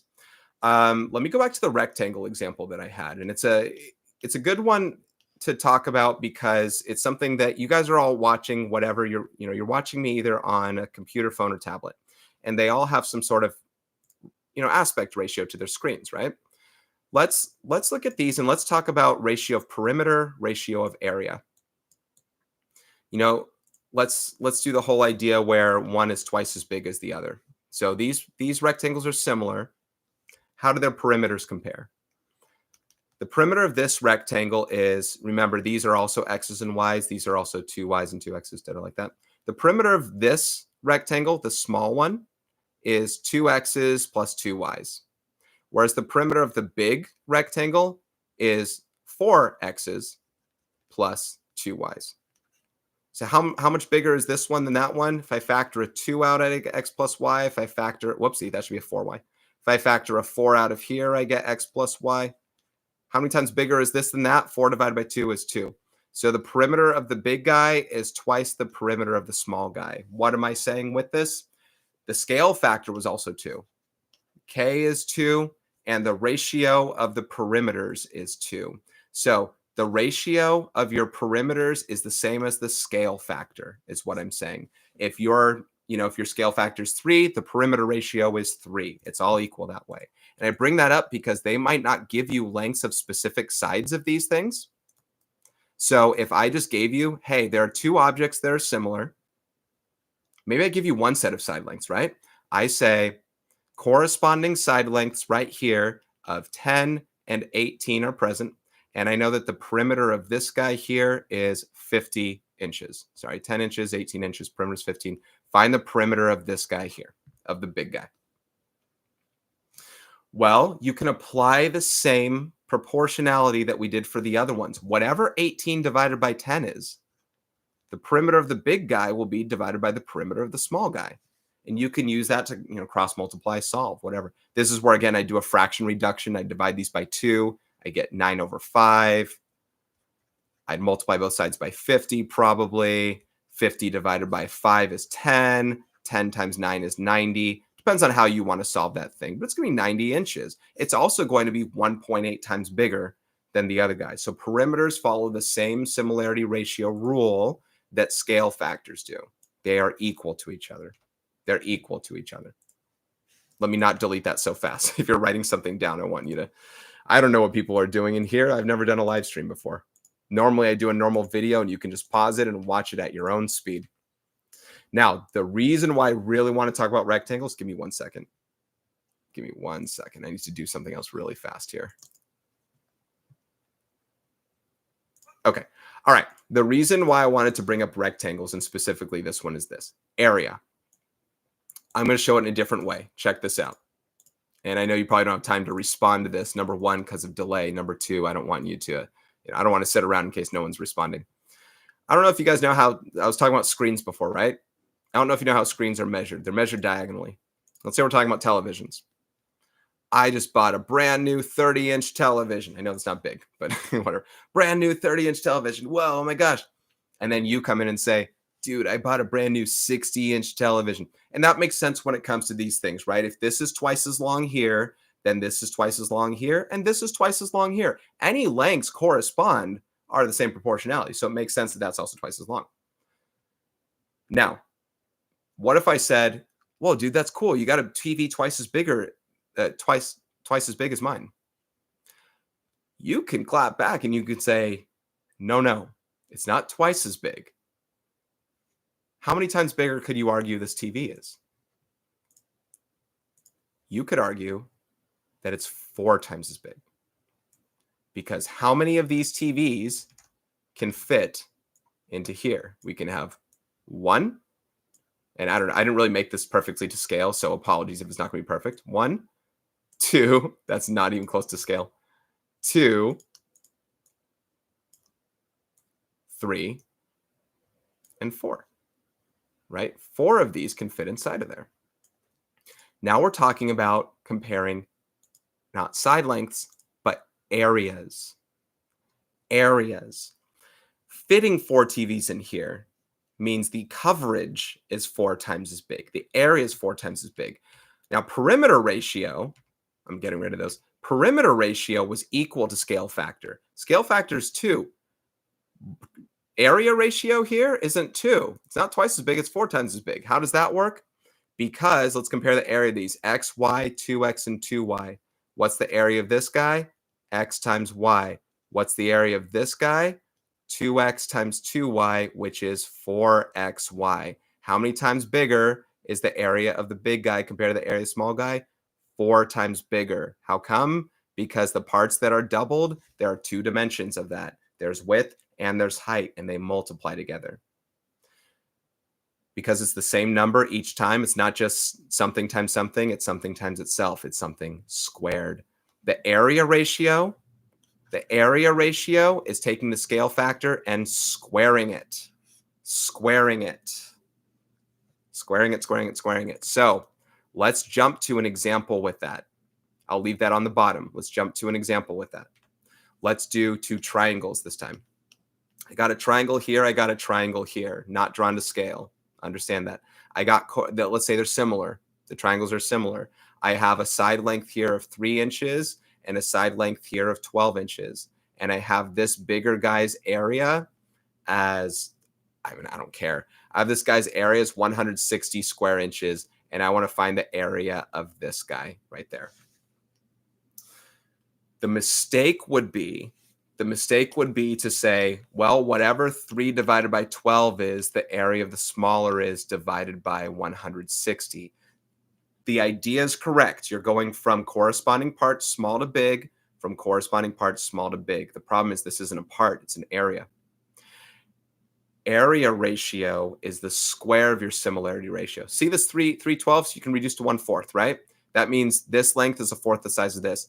Is the area a quarter of that? No, it is a quarter squared. You have to square the similarity ratio, and then you can work it out. So that's what needs to be applied, the squaring. And a quarter squared, 1/4 times 1/4 is 1/16. The area of that one is not 1/4 its size. It is 1/16 its size. Again, clearly not drawn to scale, but that's what it is. If you work that out, you're going to get not 40 square inches, but 10 square inches. And that's how that aspect works for similar polygons. So I'm going to clear that out. I realize I'm spending quite a long time on this now. You know, I said I wouldn't, and now I just realize I'm just doing a long thing. But then again, no one's asking any questions. And I'm not saying you should be. I'm saying that this is covering the question asking, hopefully. It's like, no, I don't have any questions anymore. You're good. So I'll get those away and out of there. I want to jump into proving triangle similarity as a whole, but that's what similar polygons are all about. Again, I'm going to take a look at questions as you have them. If it's for a pyramid, do you need to cube it? No. As long as it's a 2-dimensional object, everything is still the square of something. The only dimensions you talk about are this dimension and this dimension, and they're perpendicular to each other. It's two-dimensional. If we're talking about solids, three-dimensional shapes, there's a cubing effect, but for volume, but we're not talking about that one right now. So yeah, when it's two-dimensional things, it's still squaring. It doesn't matter if the shape is strange looking, even if they're two stars. Can I do stars? Oh, I can do stars on here. If it's two stars, like that, right? This is 50% longer than this right here. Well, then whatever 1.5 squared is, right? If this is 1 and this is 1.5, 1.5 squared is 2.25. That means this area, if this area here was no, I don't want to use 2.25. This area here was 4, then this area would be 9 square units and square units like that. It's not just 1.5 times bigger. It's not 6 like that. It doesn't matter what kind of shape it is, as long as it's two-dimensional. All right, I'm going to jump into proving triangle similarity. You're going to do something for a bit? Awesome. I'm glad you jumped in and you're just checking this out.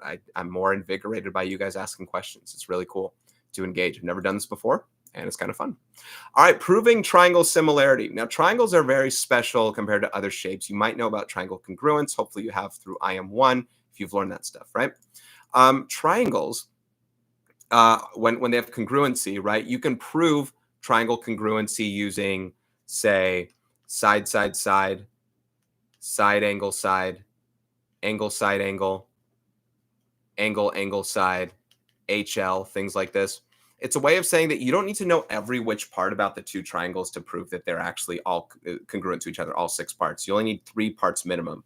Either all 3 sides, the angle in between the 2 sides, side in between 2 angles, or outside of them, or in a right triangle, the hypotenuses and legs. Awesome. That's for triangle congruence.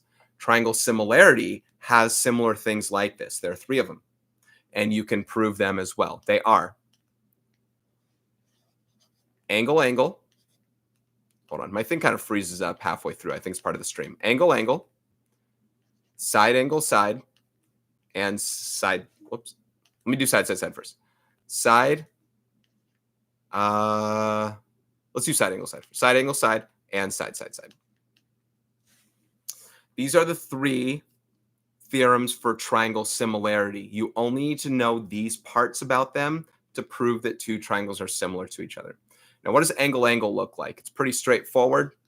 If in 2 triangles, you have 2 sets of congruent angles, then your triangles are similar to each other. If you can think about why this may be true, at least understand that if 2 of the 3 angles in a triangle are congruent, then the thirds automatically are. That's why you don't need angle, angle, angle, because it's already implied that they'll already be congruent. And if all corresponding angles in a congruent, all corresponding angles in 2 triangles are congruent. Oh, did I say that right? All corresponding angles in 2 triangles are congruent. Then your triangles are similar to each other as a guarantee. Doesn't guarantee that the sides are congruent to each other, though. So we don't know if the triangles are congruent, but they're similar. They're similar. Side, angle, side is a case where in 2 triangles, 2 sets of sides, I'm going to draw squigglies on them, not congruent symbols, but the corresponding side lengths are proportional. This over this equals this over this kind of thing. And the angle in between them is congruent. The angle in between them is congruent. So it needs to be the one in between very specifically to get a guaranteed proof of that. And then side, side, side similarity is for those 2 triangle sets. All 3 sets of corresponding sides are proportional. So you'd have to do an actual test of proportionality from a fraction basis for that. Not congruent, but proportional. Now, it's an easy basis as far as the nature of these drawings go. You have to remember that diagrams can look significantly different. So let's do some examples of those. For example, for the angle-angle test, you could have something like this. I have 2 right triangles. And then I have a 58-degree angle here, and I have a 32-degree angle here, and I want to know if these 2 triangles are similar. Well, you see 2 parts that would correspond as far as angles go. You'd say, all right, these 2 are congruent because all right angles are congruent. That's awesome. I have 1 set of congruent angles. But then 58's not the same measure as 32. So are these not similar? Are these 2 triangles not similar? Well, you could find out the 3rd angle measure because the 2 acute angles in a right triangle are complementary. 90 minus 32 indeed gives me 58. these parts are congruent because they have equal measure. Therefore, by angle, yes, these two triangles are similar to each other by angle. So that's a kind of tricky version of that. They don't just give you the angle measures outright and say, are they good? You have to know what certain symbols mean there. Other versions of it, not necessarily just angle. Well, yeah, let's do another angle case. Other versions of it you may have. What if you have this? I have, let me extend this one here. I have this set up like this. And I want to know, are these two triangles similar to each other? Where maybe I have something like these are congruent to each other, and I ask, are they similar to each other? I have two sets of congruent angles there, and I have vertical angles here that are congruent. Vertical angles are always congruent to each other, so yes, by angle, these ones are as well. Or I have no congruent angle markings, and all I have are parallel line symbols. These two lines are parallel. Are these two triangles similar? We can do the vertical angles part already if you'd like to. And because you have parallel lines, you might know this. Two parallel lines cut by a transversal means that alternate interior angles are congruent. So these two are congruent to each other here. So yes, you once again have an angle case. So they can appear in different ways, all depending on what's provided for you. Here's the fourth classic case. Wait, hold on. Did I already say? I guess the third classic case is if you have something like this, where you have parallel lines once again. So parallel lines here. Are these two triangles similar? And which two triangles am I talking about, by the way? I'm talking about this small one and this big one. Are these two triangles similar? Yeah. By parallel lines, I have congruent corresponding angles. You could even say these are corresponding angles that's congruent. That's a version of angle. But you also have this thing, if you don't see that set, you also have this thing called the reflexive property. This angle is congruent here. And you say, what's it congruent to? Well, it's congruent to itself. Remember, here's a triangle that has that angle, and here's a triangle that shares the same angle. A shared angle in two different triangles is congruent to itself. It's a way of saying that. So by reflexive property, that's similar by angle. So you have a lot of different instances of proving triangles are similar by angle, and those are them. All those other figures will apply to side, and side angle side. So what does the side, angle side case look like? Well, let's go ahead and take a look at some of those raw form ones. If you're going to test and see, prove they are or whether they are similar by side angle side or whatever, I'll give you the congruent angles here to begin with. And then let's give something like 2 and 6. I'm going to keep it easy. 2 and 6 and 6 and 18. And we're trying to say, show these are similar and state the reason why. So what you want to do here is, first of all, establish you do have congruent angles. It is between the two sides. That's important for side angle side, right? You can't have angle side. You can't have ass. It's not something where it's outside of it. The angle needs to be between the two sets of sides. Now, which ones are we trying to align together? It's not about making the things equal. I don't care that these are both 6s. That doesn't matter. In fact, that actually is worse for you. What you want to do is compare them relatively. 2 is relatively smaller than 6. 6 is relatively smaller than 18. So your comparison is to test through proportionality. Does 2 over 6 equal the same thing as 6 over 18? That is, does this 2 divided by this 6 equal this 6 divided by that 18? That's the question. And generally, you want to maybe go to the calculator, find out the decimal equivalent. But if you reduce fractions, you get 1/3 and 1/3, and it checks out. This is your test for proportionality among your sets of corresponding sides.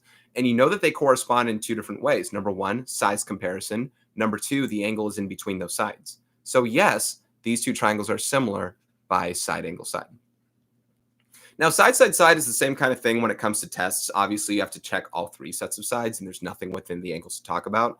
So I just want to make sure that that's something that makes sense. There are a bunch of different examples you can do, but that's just the idea of what you are doing with them, If I were to do a, the other versions of side angle side tests that you would be doing are kind of like the things that I just showed you before. You could have a set up like this. And maybe I have something where like this is 5 and this is 7 and this is 10 and 14. And I'm saying, are these two triangles similar? Okay, prove it. And you have the two triangles here. First of all, you have vertical angles that are congruent there, right? So the angle between your two sets of sides, and you can check and see, does 5 over this equal 10 over that? And which one do I compare 5 to, the 14 or the 7? Well, 5 and 7 are the smaller sides of the triangle, so you would do 5 over 7 and check it against 10 over 14, like that, because those are the bigger ones. So it's that kind of test you do. 10 over 14 is 5 over 7. Clearly, I'm not doing a lot of tests where it looks like I'm saying when it's not working. These ones all do work. If you want to ask more types of questions, you can. You're saying I'm back. What did I miss? I'm still talking about triangle similarity. So just these cases here. I'm going to move off of it, though, right now. There are a bunch of tests in the book that I do want to point you to if you'd like to look at them, but there are some. All right, proportionality theorems. We've already seen a lot of things on proportionality. I'm not going to get into the proofs of why these are. These are more of reminders. Those who are studying for the final have probably seen these things before, so I just want to dive into them and say, hey, they work, accept it, use it. Now, first of all, when it comes to triangle similarity, let me first go back to what we were just showing you, what I showed you, a diagram of a set of two similar triangles. I have two similar triangles right here. They can be proven through angle, if you have parallel lines. By angle, these are congruent, etc., stuff like that. So, okay, awesome. Similar triangles. So you could generally solve for missing measures in some sort of way with this. Like if I had x over 4 equals 3 over, this might not be giving me good numbers, but 5, right? And when it comes to proportionality, I'd say here's my small triangle and here's my big triangle. So when it comes to parts that correspond, this is before the actual proportionality theorems. When it comes to parts that correspond, I could say x is the part that corresponds in the small triangle with this entire length of the purple one. And the entire length of the purple one would be all of x plus 4. Now, on the right side here, the 3 would correspond with all of that is 3 plus 5. 3 plus 5 and 3 plus 5 is 8. So we could set it up that way before we cross multiply and solve. I'm not going to get into the full of that until I set up this other part. Proportionality theorems are also a way of, in some certain setups, where you have, and I also call this the side splitter theorem. It is a specific name and it does apply here, where you don't have to do the left of the small divided by the whole left of the big. I can also do the split part of the big here. I could just say x over 4 equals, and over here 3 over 5. I could split the sides, do this division, and it still works. Again, I'm not going to sit here and dive into a proof as to why this is, but it does work for whole small fragmented big equals whole small divided by fragmented big. There's more than one way you can do these proportionality things, by the way. I could do x over 3 equals 4 over 5. I could do 5 over 3 equals 4 over x. It's all about, are you corresponding parts and are you flowing in the same direction? As long as you do those, that's good. You cannot do x over 5 equals 3 over 4. You could not do x over 4 equals 5 over 3, right? Those different directions or parts that don't correspond don't apply, but this one does. To show you these are the same, if I cross multiply this, I get 8x equals 3 times x plus 4. And 5x equals 12, and x equals 12 fifths. 12 fifths is 2.4. So there's that. If I cross multiply this, I get 5x equals 12, and here you also get x equals 2.4. So it looks like the second one was, this one was a lot faster to do than that other one, but it works. It does work. Now, what if I had this as, y, and this is, what would be a side length that would work? Y and 9. Could I say that this also equals y over 9?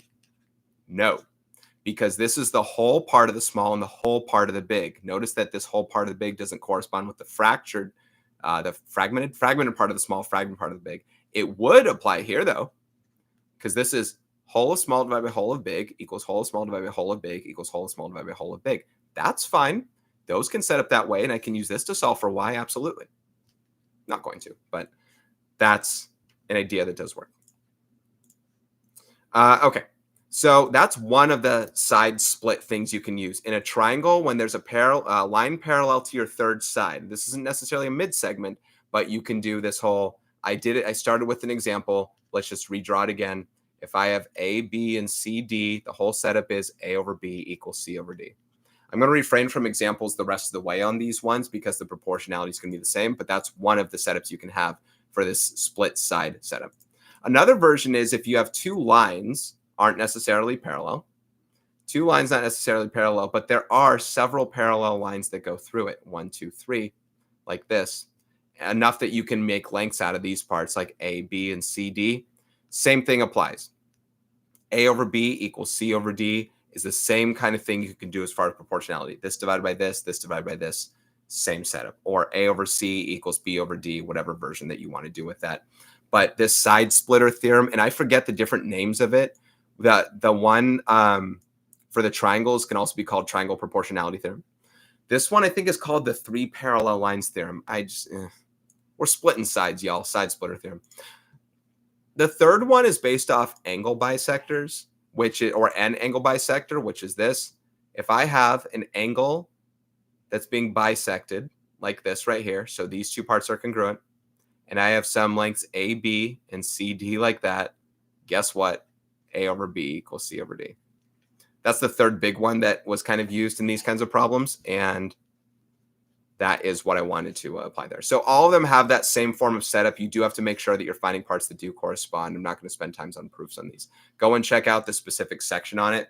I think it was section 8.6, and you can find the lecture portion that does those. Okay, that's a lot of chapter 8 that I wanted to cover. I want to know if there are any questions within here. I'm going to bring up proportionality since chapters 9 and 10, probably a couple times more when they do take hold. All right, let's jump into chapter 9. If you do have a question, I'll keep checking in and see if you guys ask. Chapter 9 is on right triangles and trigonometry, and it's literally a divide in between here. These are actually the things by section as well. This is section 9.1, 2, and 3. Now, this part here, this is all of 9.4 to 9.6. I believe that 9.4 actually specifically focuses just on tangent, whereas 9.5 is sine and cosine, and 9.6 hits inverse trig and solving right triangles. But I like to hit all of these as one set because I set up every single equation the exact same way. No matter what, it's what you're trying to solve for that changes. All these are trig-based, but there's a divide between these things and those things. All of these are right triangle-based, though. All right, let's start with Pythagorean theorem, and I'll go rather briefly on this. Someone already kind of asked before, can you use Pythagorean theorem on this thing? You can't unless it's right triangles. Pythagorean theorem is the relationship. It shows the relationship between the legs of your right triangle and its hypotenuse, such that the sum of the squares of your legs equals the square of the hypotenuse. A squared plus B squared equals C squared. Now, this is once again something that can be proved. We're not going to sit around and prove it here, but it's not like young Pythagoras went home one day and said, "Hey, Mom, I came up with a theorem. It's a formula. I'm naming it after myself. I call it Pythagorean theorem. I use the letters A, B, and C." And she's like, "Oh, great. We'll put it up on the wall." That's the thing I always say to my classes. It's like, "Yay, I did it." No, there's a reason behind how this thing works and why it applies, and it's something that we can use. Now, I'm not going to sit around doing too many examples, but I want to set up a couple as far as what can happen here. If you're trying to solve for the hypotenuse, you have 3 and 4 here versus this one is, 6, and this is 15. This one is 3 squared plus 4 squared equals 12 squared, whereas this one here, x is one of the legs. So it's x squared plus 6 squared equals 15 squared. X is not always automatically on the other side of this thing. It depends on what you're trying to find. X is the hypotenuse here, 15 is the hypotenuse here, and based on what you solve. Oh, I don't know why I wrote a 12 here. I don't know why I wrote a 12. That's an X. I have no idea what I was doing there. Anyway, X is on this side right there, and X is one of the legs here. So it just depends on what you're referring to when it comes to solving. In order to solve for X eventually, you've got to take the square root of both sides. And the one thing that we had practiced probably in the past was simplifying radicals. So in some scenarios, you're going to have to take a square root of, say, the square root of 20, and that turns into root 4 times root 5, which is 2 root 5. That's a classic case of simplifying a radical by extracting out and factoring a perfect square factor that exists inside your number. The square root of 4 is 2. We can take its square root, and we'll do exactly that. We don't round this to about 4.49 or whatever it is, right? We try and come up with the perfect square factors that can come out of it. So you're going to have to be doing some of that for Pythagorean theorem. Now, the Pythagorean theorem's converse is also true. What do I mean by that? The original Pythagorean theorem says in a right triangle, the sum of the squares equals the square of the hypotenuse. The converse states In a triangle, if the sum of the squares equals the square of the hypotenuse, then it's a right triangle. So in the case of this ABC, not drawn to scale, by the way, if a squared plus b squared equals c squared, you have a right triangle. That would be an actual test that you would do. So if I gave you the numbers, 8, 15, and 17, you're going to have to check and see, does 8 squared plus 15 squared equal 17 squared? You find out that 64 plus 225 equals 289, and all things check out. Yes, therefore, what kind of triangle is it? It's a right triangle. So with all that said, you can test for whether it's a right triangle or not, but let's say they don't. Let's say a squared plus b squared doesn't equal c squared. Well, then it's not a right triangle, but what kind of triangle is it? Well, just like the triangle inequality theorem, number one, you have to make sure that it is a triangle, that it still works, that a plus b is still greater than c. But how does a squared plus b squared compare to c squared? If it's greater than c squared, let's say it's 9, 15, and 17, you actually have an acute triangle, meaning all of your angles are less than 90 degrees. And if a squared plus b squared is less than c squared, you have an obtuse triangle. As in A and B are so small in comparison that C gets larger and bends A and B's angle in between outward to make it obtuse. Or A and B are so big that they overwhelm C and shrink in to fit a smaller C. So acute versus obtuse, and that's the test among all three for something like that. So that's what the Pythagorean theorem section was all about. I'm going to move on to special right triangles. And remember, it's all about right triangles here. Now, a lot of my lectures point to what these things are, so I'll just get into just drawing them and make you say, okay, here's how we can do them. Every teacher teaches it differently, so please bear in mind, this is how I teach it to my students, and that's my call. So, you jumped into my review, so we're going to talk about it this way. There are two special right triangles we're going to refer to. There is the 45, 45, 90 right triangle, and there's the 30, 60, 90 right triangle. These triangles are very special in the way that the sides compare to each other with rather clean numbers, relatively clean numbers. In a 45, 45, 90 triangle, first of all, it's an isosceles triangle. That means not only are these angles congruent, but the sides opposite them are congruent. So if this length was 1, then this length would also be 1. Now keep in mind, all 45, 45, 90 triangles are similar by angle. So these don't literally have to be 1s. Heck, they could be 10s. They could be x's. That's what the book would probably say. That's what your teacher would probably say, x and x. I'm going to use 1 and 1 because they're clean numbers. They are. If these are 1 and 1, Pythagorean theorem would show that the hypotenuse is the square root of 2. 1 squared plus 1 squared is root 2 squared.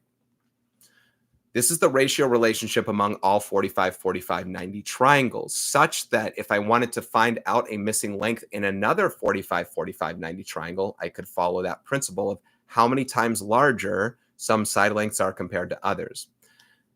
1 is equal to 1 here, and if I want to go from here to here, I got to multiply by the square root of 2. You could also use proportions to set these up and solve. I'm not currently going to, but that's like the idea that you can do. So for example, let's say I had a side length here of root 6, and I wanted to find this x and this y in this 45, 45, 90 triangle.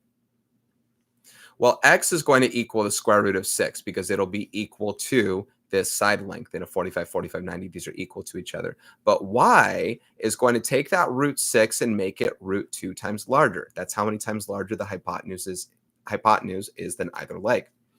Now, I could have used a proportion to set that up because I know x as well. I could use Pythagorean theorem to set it up. But if you also know that relationship, this will be fastest. Y is the square root of 12. This is an example where you can factor out a square root of 4, and it becomes root 4 root 3 or 2 root 3. And that would be the version of that answer that you'd want to write.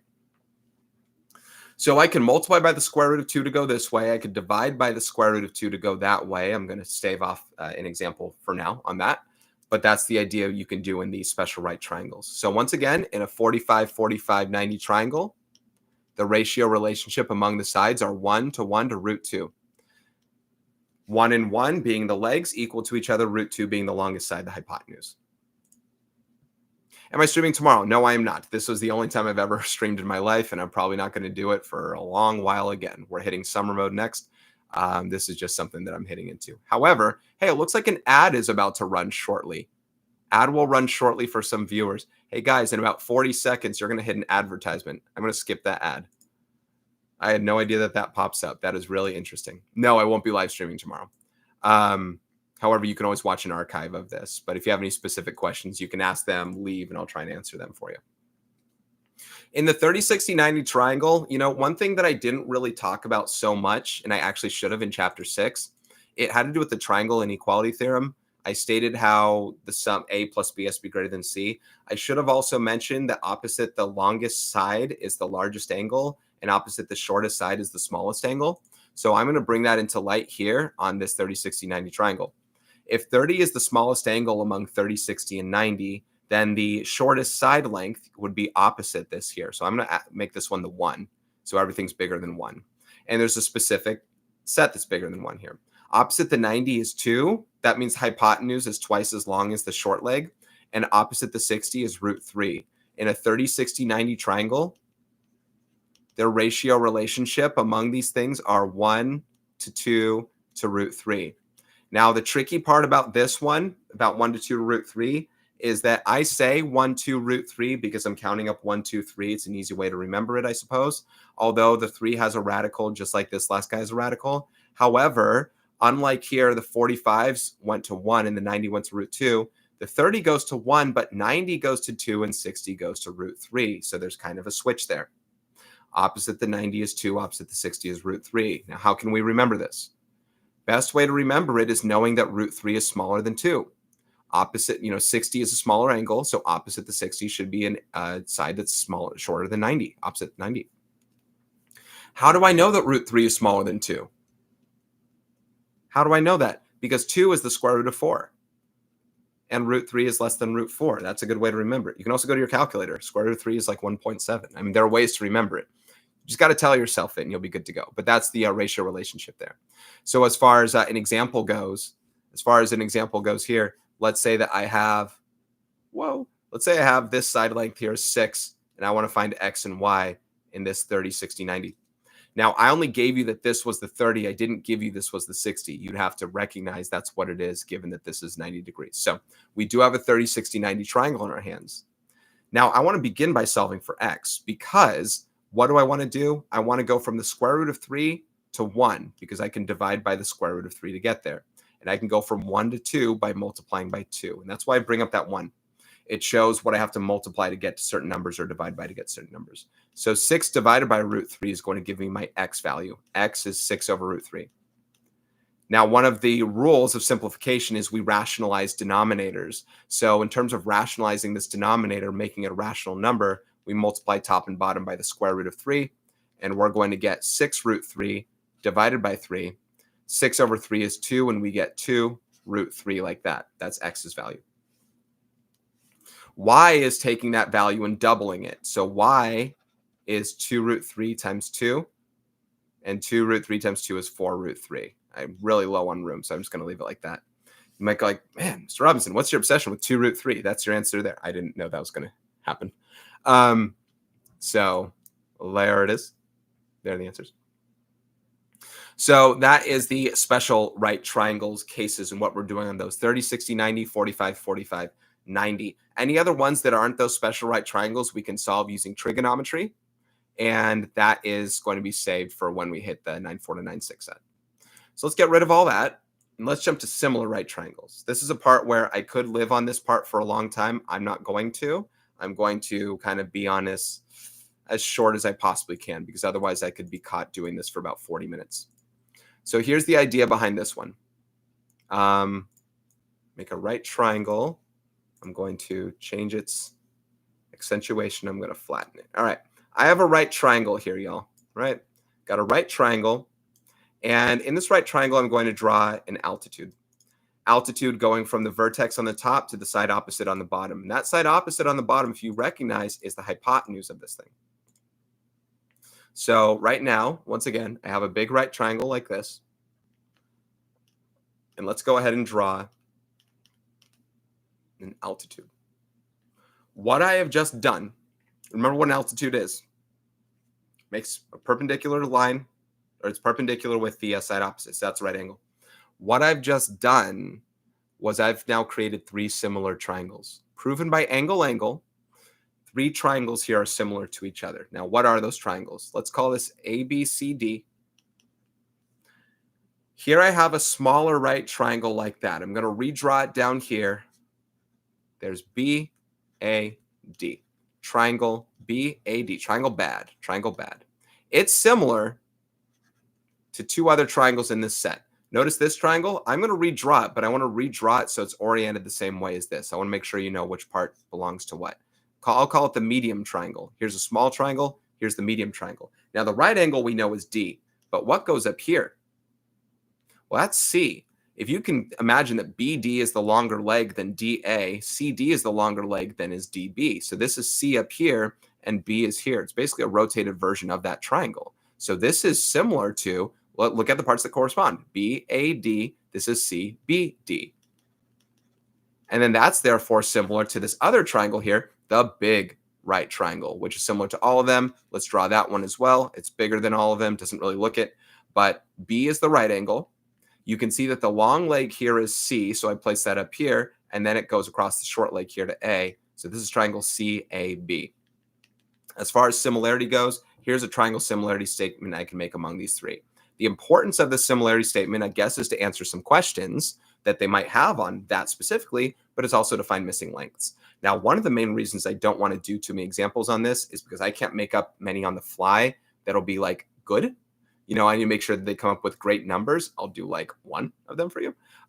Where like, let's say I'm trying to find this length X, and I know that this length here is 6. And I got to do this length here of, oh boy, I don't know if I'll use X there. Let's put X here.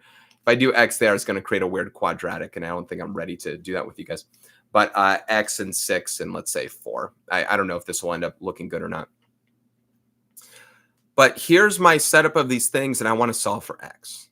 Okay. Now, if you do a triangle redraw, this can actually really help you because it can help establish what parts you have in which triangles. In the small triangle, the hypotenuse I have is 6, and I have the short leg from AD that is 4. And honestly, I don't even have to call them short leg, long leg, and stuff. I have letters that show where things are. Do I have the length of BD? No. Am I going to put anything there? No. I'm also not going to put anything here.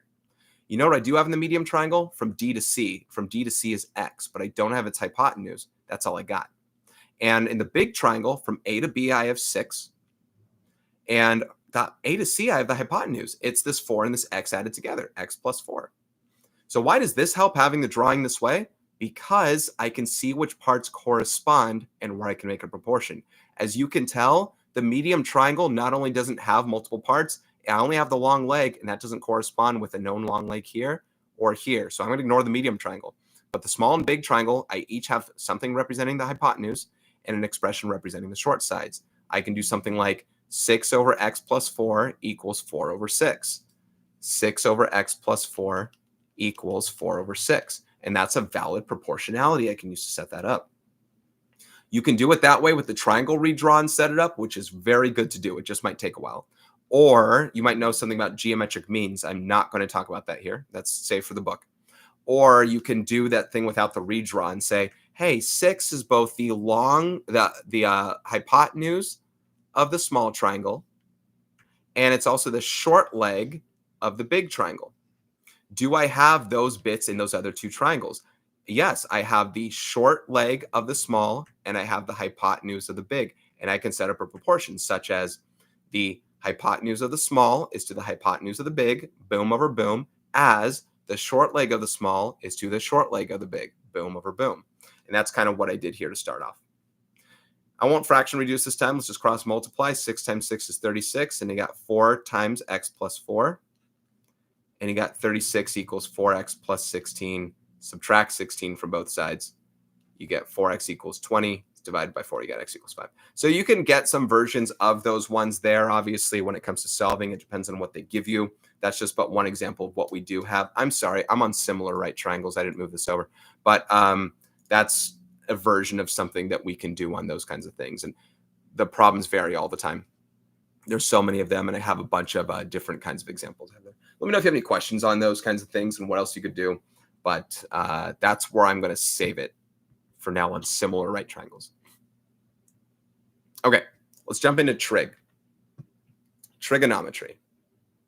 Now, all this is supposed to be review. So although there's some reteaching going on, I definitely mostly want to just stress things as if you've heard them before. Trigonometry is a way to relate right triangles, angles, and side lengths. Special right triangles may have used 30, 60, 90, and 45, 45, 90. Trigonometry can use any of the other parts. They can call it a 20-degree angle, a 38-degree angle, anything like that. Now, SOHCAHTOA is the mnemonic device used to represent sine, cosine, and tangent. These are buttons you can find on your calculators. If you're doing IM2 stuff, make sure your calculator is set in degrees. The sine of an angle, the sine of some sort of angle, the ratio is opposite over hypotenuse. I'll show you what this looks like in a triangle in a bit. The cosine of an angle measure is the adjacent over hypotenuse. And the tangent of an angle is your opposite over adjacent. That's your SOHCAHTOA setup. SOHCAHTOA. If you know how to say and spell SOHCAHTOA, and you know what S, C, T, O, A, and H all stand for, then you can do everything in this section as long as you know algebra and how to press buttons in a calculator the rest of the way. So what's this all about? In a right triangle. In a right triangle. Everything's kind of crashing now on my computer. I hope the stream is smooth. In a right triangle, let's say I have angles A, B, and C. Actually, C tends to be the right angle. The side lengths opposite, let's use lowercase letters. You can find the sine, cosine, and tangent of an angle by the angle you're referring to. If I'm talking about angle A, and I want to take the sine of angle A, the side opposite this angle right here is this lowercase a. Opposite this angle is that side. That's what that little a is all about. The hypotenuse of the triangle is C. That's the ratio relationship. Now, again, I'm not getting too deep in the teachings of these things, but again, A is an angle measure, and A over C is a special ratio relationship between those two parts that your calculator recognizes when you press the sine button. This does not say sine times A. It is a function, just like square root's a function, logarithm's a function, things like that. It's doing something to this number, and what it's doing is it's doing the ratio of those parts in any similar triangle with that angle measure, any similar right triangle with that angle measure. And it's giving you that ratio relationship, and it can find it for you. So if we use an example, let's talk about cosine. Cosine of A would be adjacent over hypotenuse. So you would get adjacent leg is B over the hypotenuse is C. And then the tangent of angle A is A over B. Opposite A over adjacent B. So those are the ratio relationship setups that we have there. Now I already erased sine. Apologies. Okay, let's do an example off of that. Several examples off of that. This is where I want to just dive into trig all as one thing. Let's give actual numbers here. Delete. Come on. Everything's a lot laggier now that I'm live streaming. Nothing is going smoothly. I apologize. All right, so let's say that we had this as 41 degrees. Okay, we have 41 degrees, we have x, and we have 12. And we want to say find x.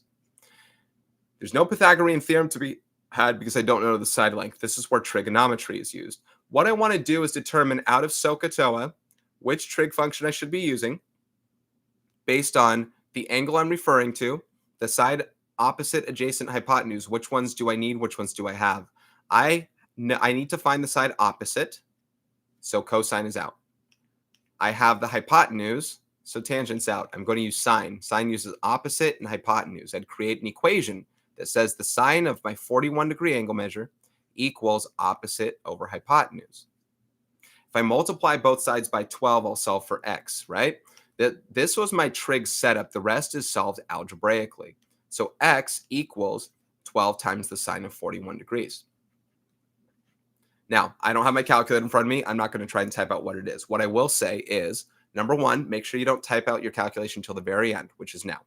Meaning don't do sine of 41, figure out the number, round it early, and then do a calculation. Always round at the end. Number two, make sure your calculator is in degrees. not radians. Radians are saved for something else. You'll probably do an IM3, but make sure it's in degrees, not radians. Now, whatever number it is, I don't know what it is. It better be less than 12. It better be less than 12 because this is a leg and that's your hypotenuse. So it definitely should be less than 12. If it's not, something went wrong in your setup. So that's solving that one there as far as setup goes. Let me leave that on the screen for a bit. I'm going to do another one over here. As a second example, let's do another right triangle. And we have this angle measure over here. Let's call this one 59 degrees. Okay. And I need to find this x. And I have this length here as 24. What do I do for setup this time? Now this is the angle I'm talking about. This is 24 is not the opposite. Before we were talking about this angle up here, opposite was over here. This is the leg adjacent to it. And this is the hypotenuse. We're going to use cosine. This time we're going to use cosine for this guy. So we're going to say the cosine of 59 degrees equals the adjacent 24 over hypotenuse x, and that's our setup. And we'll use our setup to then solve for this thing. Now, in order to solve for x here, listen, this isn't about trig anymore. The setup now has a fraction, and that's just, it is what it is. This could say 59, and it doesn't change what I'm going to do to solve for x. It'll be a different answer, but it's not going to change what I'm going to do. To solve for x, you can, listen, you can divide it by 1 and cross multiply. But I need to get x out of the numerator, or out of the denominator. I have to multiply both sides by x, get it out of the denominator. So now it's up here. X times cosine of 59 equals 24. Did it get it by itself? No. But I'm one step away. I can divide both sides by cosine of 59 and cosine of 59. And so x is going to equal 24 over the cosine of 59 degrees. Now, that's another one that you would use your calculator to then type in. What effectively happened, because you'll probably hear me say this more than once, you'll definitely hear me say it on videos and other reviews, is these kind of just switch places. Notice how cosine of 59 was up here. Now x is there. Notice how x was down here. Now cosine of 59 is down there. Algebraically, that's what happens on these problems when you're solving for a variable that's in a denominator of a question like that. Anyway, when I solve for x there, divide 24 by cosine 59, you could try it out. You should get a number more than 24 because it's the hypotenuse, right? If I did my math correctly, and I did, if you divide it correctly, you should get a number that's more than 24. Substantially more? I don't know. It's probably going to be like 31. I don't know what it is. But it should be more. If it's less, something went wrong, either in your calculations, like your work, or what you did to calculate. So that's the basis of trig. There are also word problems that get thrown into the mix. I'm not going to really like type them out, but they'll talk about angles of elevation and angles of depression. And they might say something like a wheelchair ramp is, you know, this long and it has this angle. How high is the wheelchair ramp, right? If you make a drawing to set it up, then you can solve it. Those are big things that happen as well. And they also occur in questions where you have what's called inverse trig. Inverse trig is what's used to find angle measures, right? We found missing side lengths here. We can also find angle measures doing the same kind of stuff. If I want to find, and I'm just going to jump straight into an example here. If I want to find, I'm going to call it theta. That's a Greek letter, a variable. And I know that this length here is 14 and this length here is 9. And I want to find out what angle gives me this in this right triangle. You can still set it up using trig. Remember, every problem I'm going to set up is use the exact same format. It's how I solve it that will be different. Relative to this unknown angle, I know it's opposite. I know it's adjacent. I want to use tangent for that setup. So I will say the tangent of theta equals opposite over adjacent. Now, how do I solve for theta? Theta is what I'm trying to look for. I want to make my equation say theta equals. Well, here's what you don't do. This is a classic. And what's funny is no matter how many times I tell these things to my students, they still repeat it or they try it for themselves. I say, oh yeah, good luck. See if it works. A lot of them will say, divide by tangent. All right. I wrote it in red for a reason. Don't try and do that. Because tangent divided by tangent, they cancel out. Nope. Let's think about this for a few reasons. Number one, why don't we divide by tangent? Number one, because tangent's not multiplying by this. Don't take a look at parentheses and automatically assume that we're multiplying by something. Tangent's a function of theta. You're applying something like that. It's like saying the square root of theta. You don't divide by square root. It doesn't make any other sense. And that's number two. Okay, go ahead and divide by tangent. What does that mean? Go to your calculator, do 14/9 divided by tangent. Your calculator is going to have a little tangent and a little parenthesis, and it's going to say tangent of what? What would you like me to do? It's like saying divide by square root. That doesn't work. So how do we get this by itself? We use inverse trig. There's something called inverse tangent. Now, what does it look like? It looks like this. It almost looks like tangent to the negative first power. And you do that to both sides. The inverse tangent of the tangent of an angle equals that angle. So theta equals the inverse tangent of 14/9. Whereas in your calculator, the tangent of an angle will give you a decimal value that's equivalent to the ratio of opposite over adjacent. The inverse tangent of a ratio will give you the angle whose opposite over adjacent is that ratio. So that would be some answer. I don't know what it is. Let's say it's 55 degrees. I don't know what it is, but it should give you some sort of, like 55 degrees, some sort of angle like that when all is said and done, what you're doing with it. And that's true for all the other trig functions. So hopefully, as you could tell, for every problem that I've done so far, it's always using SOHCAHTOA. Sine of an angle is opposite over hypotenuse, cosine of an angle is adjacent over hypotenuse, tangent of an angle is opposite over adjacent. And then you solve using different formats based on what it is you're trying to find. The numerator value, the denominator value, or the angle measure, they can all differ on what you do. That's just algebra and calculator. Now, solving right triangles is just putting everything into one. It's literally taking an entire triangle where you have, say, just, a couple parts, and they say solve it. So if I have this triangle ABC, and I give you that this side length here is 20, and this side length here is 5, and I say solve the triangle, it's asking for you to find every missing part. Now, in a case like this, if I want to find this side length, so I have to find these three parts here, here, and here. What I would recommend is, well, it doesn't matter. You can do any which one first. But if I want to find the side length, you don't have to use trig. Use Pythagorean theorem. 5 squared plus BC squared equals 20 squared. That's your setup to solve it, right? I'm not going to finish that problem, but that's your setup. Now, if that's something where you have to round the answer, like say it's like 9, I guess it's not 9. Let's say it's like 12.8. Okay, just make sure you don't use this rounded value to solve any other parts. But let's say it was 12.8, whatever.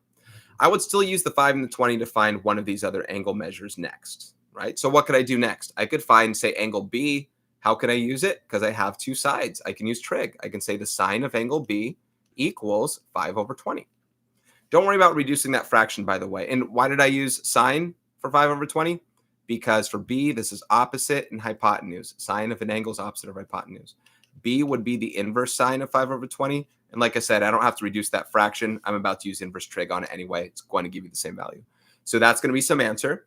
And let's say it's probably going to be something small. Let's say it's like 19 degrees.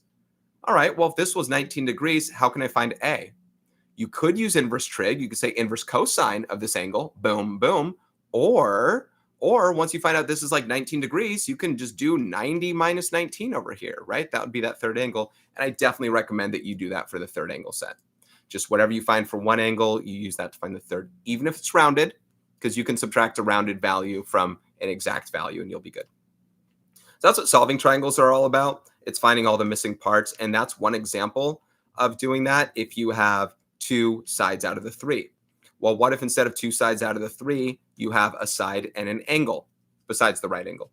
That, you have this one is 35 degrees and say solve the right triangle. That means now you have to find this, this, and that. The angle B is going to be easiest. That's going to be 90 minus 35. That can give you that straight up. That'd be 55 degrees. Boom. Right? These other ones you could solve using trig based on what you got. I could use sine for this guy. For BC, I could say sine of 35 degrees equals, I'm on solving right triangles, by the way. Sine of 35 degrees equals, BC over 20. And I can use that one to solve for the length of BC. And I can use cosine for the other one. Cosine of 35 degrees equals AC over 20. Because that's adjacent over hypotenuse like that. And this is that's opposite over hypotenuse there. You can use both of those to solve it. And I would probably not use Pythagorean theorem on the third once I find the second, because the second guy would be rounded. So I'd probably not use it. I'd just be using these ones here. All right, that's the solving right triangles. That is chapter 9. I think I'll have one person there. Hi to that one person who's watching. But if you have a question on chapter 9 stuff, please let me know. I got 2 more chapters to go still.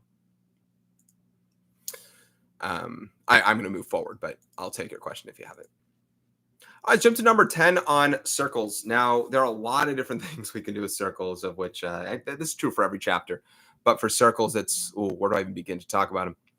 Because for circles, everything before the circles in the coordinate plane are not related to all the circle things we're doing here. Circles in the coordinate plane are kind of really their own toy, our own thing we play with. But circles on this thing here, it's like this. The first part is just naming parts of a circle. Not parts of a circle, but different things that can be drawn inside circles, such as we have the center. Let's say this is the letter C. C is the center point. Then this is called circle C. It's named based off of its center. And the circle symbol looks like a circle with a center in it. From the center to an end point, or to a point on the circle, that's known as your radius. The longest segment drawn through the circle, through the center of the circle, I should say, from one end point to another, that's known as the diameter.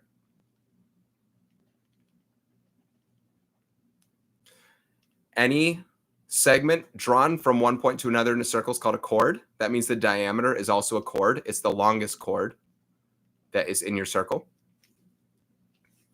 You can have what's called a point of tangency. It's a point where a line, ray, or segment only hits the circle exactly once, kind of like that. And that kind of line that touches the point of tangency is known as a tangent. Let me kind of get it a little more accurate looking. Maybe like that. This is known as a tangent. When you have something that goes in and out of the circle, as far as a line goes, it's kind of like the chord, only it's literally a line that's going all the way through, maybe, or a segment, but it goes in and out, so it touches it twice. That's known as a secant. So there are different kind of names that you can have within a circle that are like those. We also refer to things such as arcs. We're going to talk about those after for finding arc measures, but you can have arcs in a circle. That's just how long it goes around the circle. But these are the certain different kinds of lines you have. Now, none of these really have too many things in particular we need to know about at this moment. 2 radii equals 1 diameter. That's an important part. And then there are a lot of parts within tangents that I'd say that we'd be talking about at this stage right now. So let me dive into those when it comes to name things. It's really all about tangents for a moment. So let's draw another circle down here. I'll do a center, and then let's get this circle going. Oh, not just tangents, but tangents with certain things. Tangents with each other, tangents with radii, stuff like that. So first of all, tangents with radii. If I have a radius intersecting with a tangent, they intersect at 90 degrees with each other. So tangent intersects a radius at 90 degrees. My best analogy of this is think of a wheel on a road.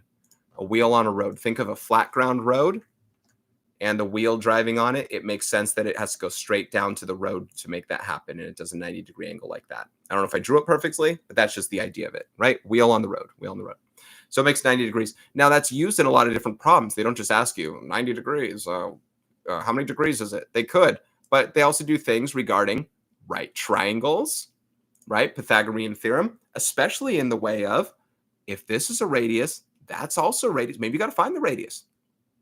And you have that, and you have 12, and you have 7, and they say solve for R. I'm sorry, let's not make that 7. Let's make it 8. You make that 8, and they say solve for R. And 8 is just this part right here. Well, knowing it's a right angle, because, they won't give that to you. They'll say this is a point of tangency. They'll say they're intersect, whatever. Well, your setup is now R squared plus 12 squared equals R plus 8 quantity squared. That's your C squared. That's your hypotenuse, right? That's a setup for that. So it can be R squared plus 144 equals, and I want to expand this like that. R squareds cancel. That's all good and great. You got, those are gone when you subtract them over. Let me subtract 64 as well. So 80 equals 16R, and divide both sides by 16, you get R equals 5. So the radius of your circle there is 5 based on that. And, that's because you might not have known that this was right. They might have not known. Yeah, they might not have told you it's a right angle, but it is, right? And if it is, we get right triangle set up, and we can solve it with that stuff in mind.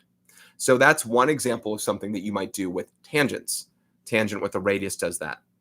Another case that you can do with these is, what if you have two tangents meeting outside of the circle? So what if I have a circle and then I have tangent lines, come on, here,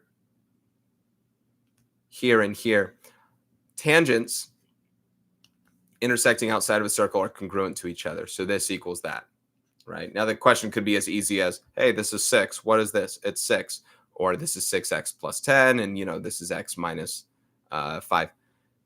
Well, I guess x plus 5. And then let's see, 9x plus 5. I don't know. I need to make sure that x ends up being a whole a positive number. But anyway, they say solve for x in that scenario, right? You set them equal to each other. You set them equal to each other to solve for x and something like that when the tangent's equal. I'm trying to think of what other things that they did with tangents specifically in this section. For now, those are the only two I can actually think of.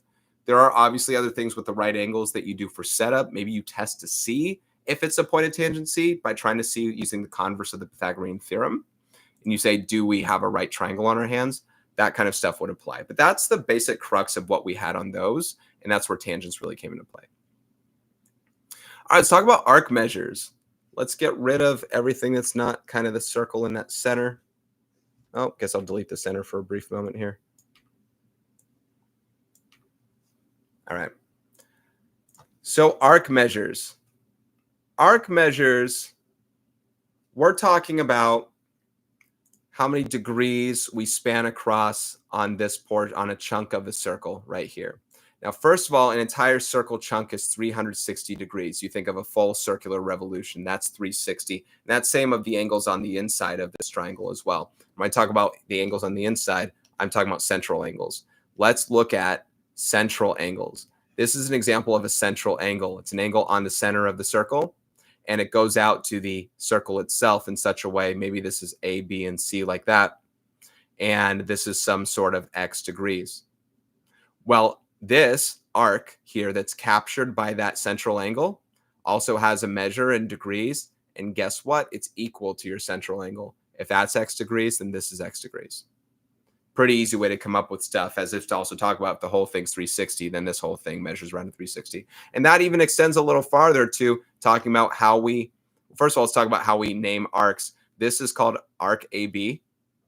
We use 2 letters for it. We draw an arc around it whenever it's called a minor arc, one that's less than 180 degrees. You can tell it's less than 180 degrees because it does not go beyond that of a semicircle. And that's where I want to go to next. Let's kind of refer to a semicircle. A semicircle is when a diameter is drawn. We have a diameter such as this one here, and the measure of any straight angle is 180 degrees. So the measure of the semicircle is also 180 degrees. So if I said the measure of arc ABC, and a semicircle, we use 3 letters, by the way. We go across from A through B to C. That would be 180 degrees, as it is a semicircle. And we can come up with that. And the central angle also is. Let's add another point here, D. And let's say we wanted to find this measure. First of all, how do we name it? We have 2 options. We have measure of ABD, or we have measure of ACD. As long as it starts from one, goes through some point along the way, and ends up on the other, we can use 3 letters to refer to a major arc. Now, if this was 40 degrees like that, then I could say that this is 180 plus 40. You take the semicircle's measure of 180 and you add 40 to it, and you get 220 degrees. Now, they might not show the 40 right there, though, either, right? What if they show it like this? They have that central angle, and they show the central angle is 40 degrees. Then you would want to show that because that central angle is 40 degrees, so is its intercepted arc. So maybe they put it like that. They say, okay, this is 40. That means that's 40. And here's the 180 plus 40, and then we go that far into it. Now, that's the measure of either of those. What if I ask for the measure of arc AD? AD. Now, AD is not this one, but because it's 2 letters, it is the minor arc. It's less than 180. So how much less than 180? Well, ADC is also a semicircle. This is also 180 degrees, and we want to take out the 40. So we would do 180 minus 40, which is 140 degrees. We have that option. There are a lot of different ways you can go through these problems depending on what's provided, and it starts with central angles to really make it happen. Knowing how major arcs, minor arcs, and semicircles are written displayed and how they work with central angles. And that's really what this section begins with, a lot of that. It's mostly that, in fact. A lot of stuff there. I'm sure there are other ways I could talk about things within that. What I'll also provide on this, let's erase a lot of this though. What I also want to provide on this is other forms of things that could be, congruent and things like that. That was our center in the middle, so let's kind of keep that as the center still. So let's do it like this. Let's call these arcs AB and CD. Hey, did you know that as long as you're in the same circle there, that arc AB and CD are congruent to each other? Oh, yes, they are. Why are these two congruent to each other? Because I have two diameters that are intersecting. These central angles are congruent as they're vertical angles, and the central angle is equal to its intercepted arc. So because these are congruent to each other, so are these right there. That's just another form of something that you can use to make sense of something. If I said this is 70 degrees, I say find this one. Well, it's 70 degrees, right? Clearly not drawn to scale, but that's just an idea behind what you can do in those situations. I don't remember how deep arc measures go beyond those. I will say there are some other things involved, but nothing of which I can really think about and call out right now. So I'm going to leave the arc measures thing as is, and I'll go to the next portion here. Let's talk about using chords. Now, chords are the segments drawn in a circle from one part of the circle to another like this. This is an example of a chord, and I can call this chord AB. It's a segment. Right, it's a segment. And let's say I had another chord here. I'm going to try and make it very congruent looking. So let's call this one CD, like that. So I have two chords, A, B, and CD. And let's say they're congruent to each other. If chord AB is congruent to chord CD, then those minor arcs will also be congruent to each other. Arc AB is congruent to arc CD, like that. So this guy and this guy will also be congruent to each other. That's something true about chords. They occupy the same space there. There are reasons behind it, which we can prove very easily. You start by doing central angles out to the chords, show that they have the same stuff, triangle congruency, yada, yada. But you can get there to show that exact same thing and say that those are indeed true. So that's one thing about chords that are true with each other. Here are some other ones from this same setup. If I have, let's draw a center, two chords, and they are equidistant to each other. That is to say that I could draw a perpendicular line from the center to this chord, or perpendicular segment, and center to this chord perpendicularly. If those distances are the same, then these two chords are congruent to each other here and here, which then means those two arcs are congruent to each other. And this is a big one for the kinds of problems you can do. They might ask you to find the length of a radius, and you'll go like, oh, these are congruent. I can use that to solve for x, and this thing here, so I can find this radius using Pythagorean theorem. A lot of problems can be used with that. The book really likes to feature those ones in the Big Ideas Math and Grade Math 2 textbook. A third one, and I kind of already started to bring it up right here when I started to draw this. Let's get rid of one of the chords. But when a radius or a diameter or something of that nature is perpendicular to a chord, like that one as follows, or like this diameter right here, when it's perpendicular to a chord, it also bisects that chord. So that means this part's congruent to this part, and it also bisects the arc that's behind it. So this is congruent to that as well. So a lot of big things come into play when you do those. And like I said, this can be helped to find maybe a radius of your circle. If you go from center to one of the endpoints, you can use Pythagorean theorem if you have enough information. I'm not really, like I said, I'm not really ready to give examples of these things. This is really just the idea of review. If you guys, whoever is in live things, if you guys ever want to submit questions to me through PDF stuff, you of course can, and I can use them. But that's an example of what chords really do and how they relate with each other in here. There are other things with chords we'll be using later on the angle relation. I feel like I'm missing a section here. Hold on a second. I want to add one, not just angle relationships in circles. There was another one I wanted to do, which was, segment relationships in circles. Let me add one.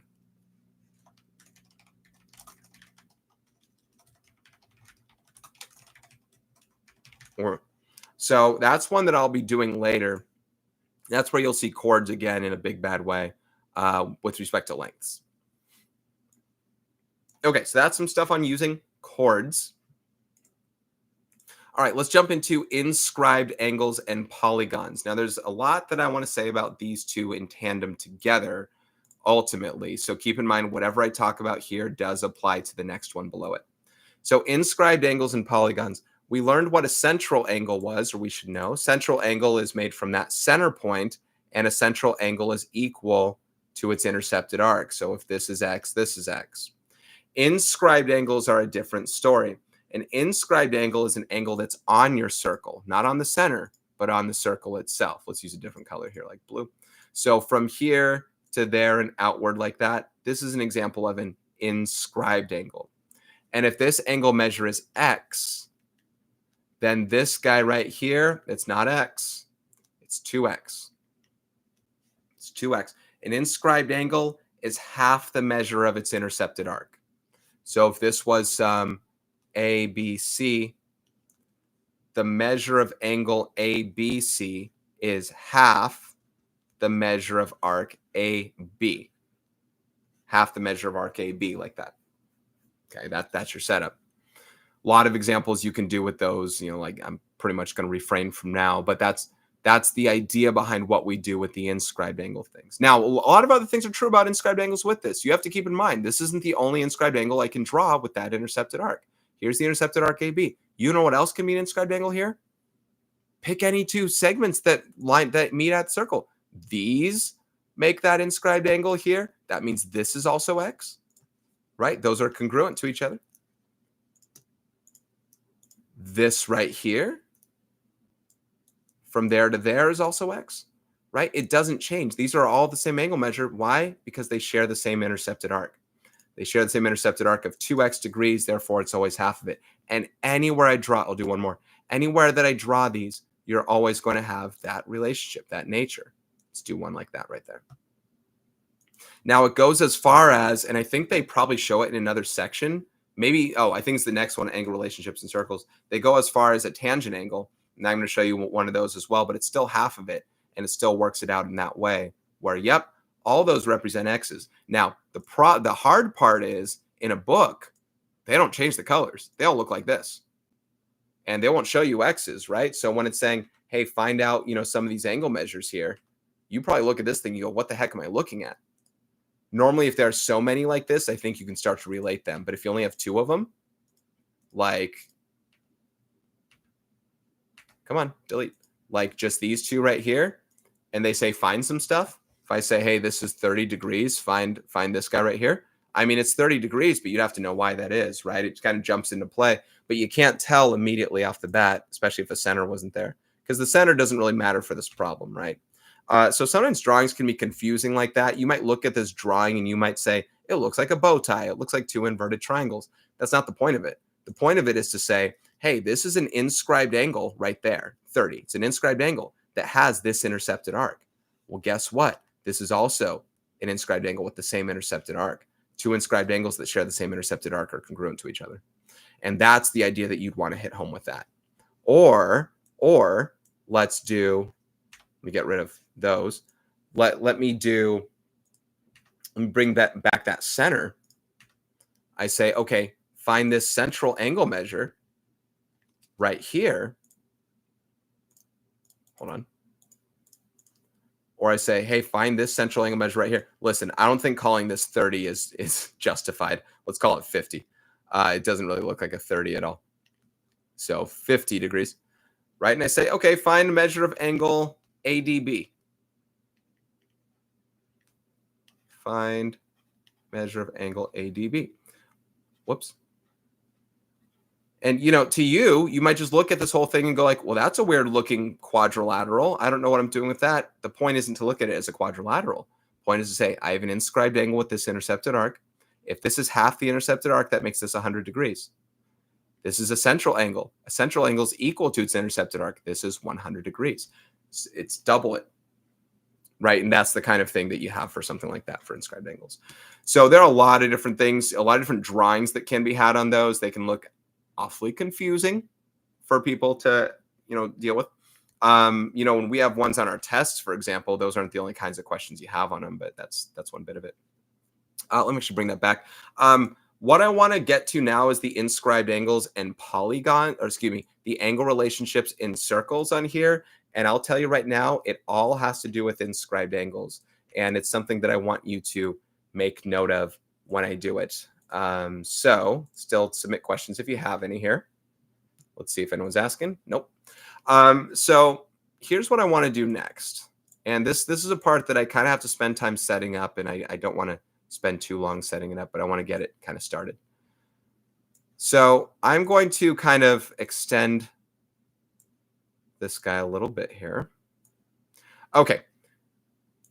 I want to treat everything here as inscribed angles. What we're going to look at are the following relationships. Get ready. We're going to look at what happens with angles and their arcs when two chords intersect inside of a circle, when a tangent line and a secant line intersects outside of a circle, and when two secant lines intersect outside of a circle, and when two tangent lines intersect outside of a circle. I want to know how these angle relationships relate. The angle we're going to talk about, let's always call this X, X, X, and X. Let's call this A and B, A and B, A and B, A and B. Okay. When intersecting inside the circle, it has this specific relationship. Let's check it out. I got these two blue lines right here. They make up, if you notice, I have an original inscribed angle right there, right?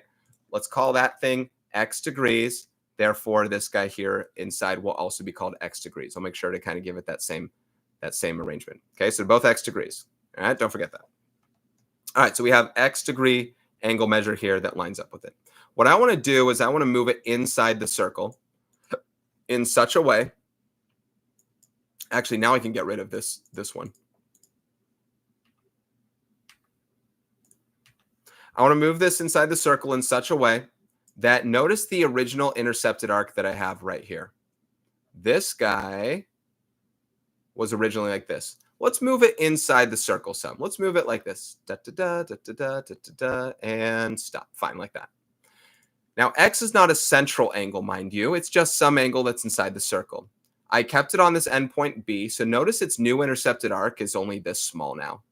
It's that small. Notice how much it lost. It lost all of this from A to here. It lost all of that. But it's still the same angle measure X. It's still the same angle measure X. I'd love to still call X half of something. Remember, before X would have been half of the green. Green is now this red and this yellow. Where is this yellow represented in my diagram that you can also see that's not from here? Check this out. This yellow portion is also represented over here. This guy right there, whatever this isn't a proof, but this is a visual understanding. Whatever was lost on green was found on this other angle over here. See this A and see this B? See this A and see this B right here? A plus B equals the original intercepted arc that X was if X was an inscribed angle. That's why this half is going to be here. X is half the sum of A and B for this scenario. This is your A, this is your B, and the red plus the yellow equals the green, and X is half of that being an original inscribed angle. And that's how those things can be set up. And keep in mind, whatever this is X and so is this. These are vertical angles. They're congruent to each other, but they have different intercepted arcs here. But when you average A and B, add them up and divide by 2, take half of it, you get X's angle measure. So that is one of the formulas that you have for when you have, chords that intersect inside of a circle and you're trying to find their angle measures. That's this guy right here. What is happening? Ever since the live stream, my computer spazzes out. All right. So there's the first one. I have very little room to do all of this, so I'm trying to figure out where to put everything. All right. So there's one of them. Let's figure out the other ones. How do the other ones relate? And all the next three all relate in the same way.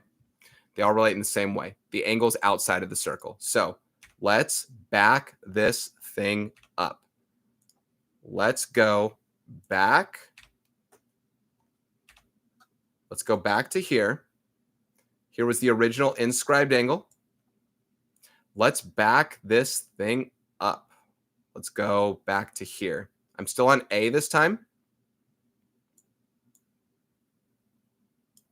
Okay, I'm still on A. Now notice that this intercepted arc that was green now got bigger. How much bigger? It got this much bigger. How can I account for how much bigger it got from the original green? If green is the original half the inscribed angle measure, I'd want to take out this yellow to get back to green. Where can I find this extra yellow that was added? I can find it right over here. Copy. No, that was an original copy of something. Copy and paste. I can find that right over here. That is what was gained when I backed this thing up. Doesn't matter if it was two secant lines, doesn't matter if it was two tangent lines or a tangent and a secant line, that the difference between the whole thing here, what would be all of, let's make it red, what would be all of this red minus that yellow gives me the original green.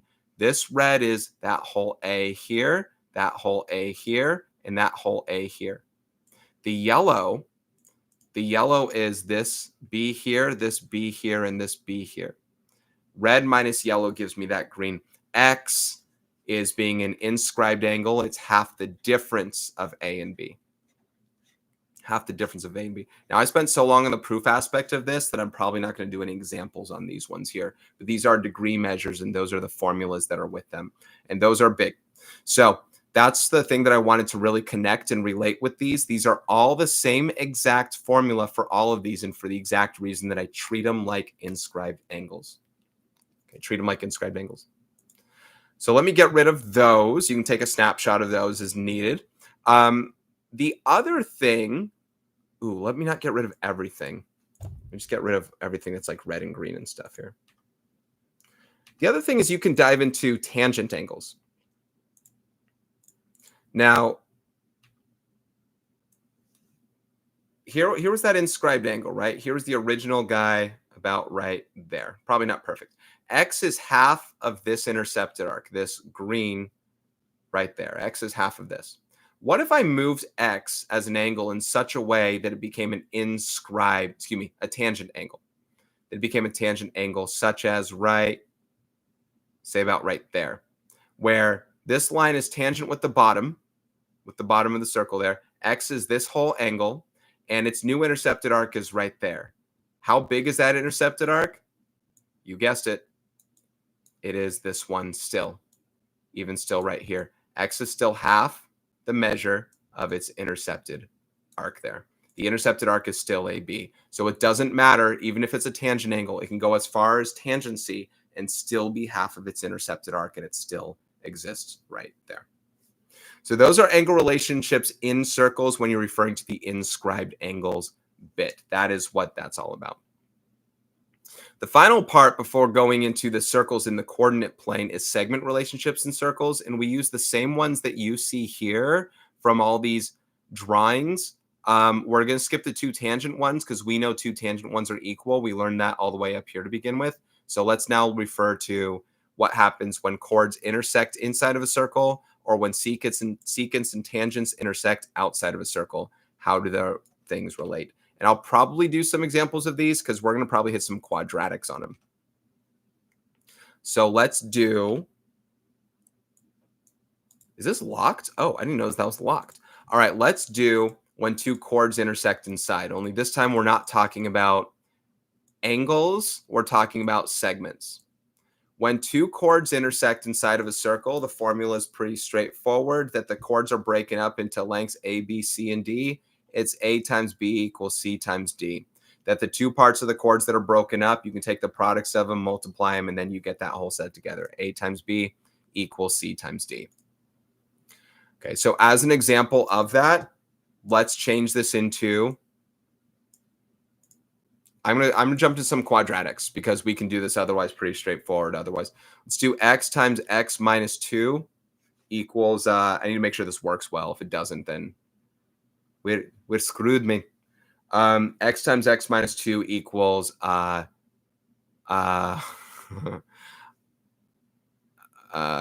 times 6.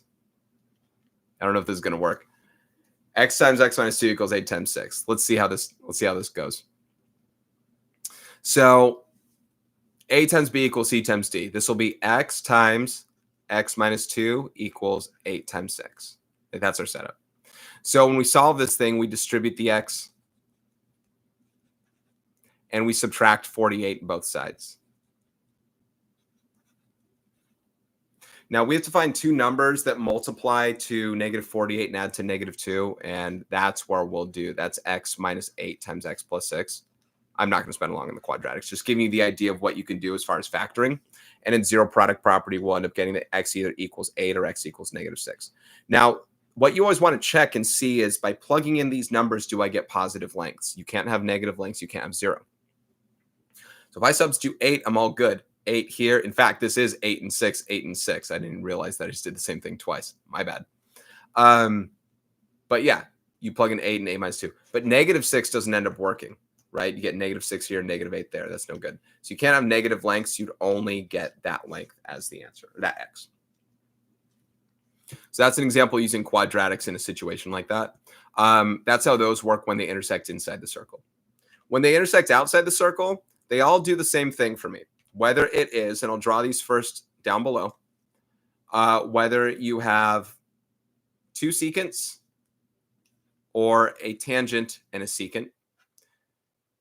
You could also talk about a tangent and a tangent, but like I said, they still already equal each other. But these are both the same principle here. They are certain lengths that you have outside of the circle and the entire lengths themselves, where I refer to them as the outside portion and the whole portion. And over here, the outside and the whole, because otherwise you're trying to remember too many formulas and it's just not going to apply. But all of these have an outside and a whole, and it's pretty straightforward. Outside times whole equals outside times whole. That's the way that I say it. Outside times whole equals outside times whole. I don't maybe write it this way. I'm just giving you the idea. No matter what it's written as, the outside times the whole equals outside times the whole.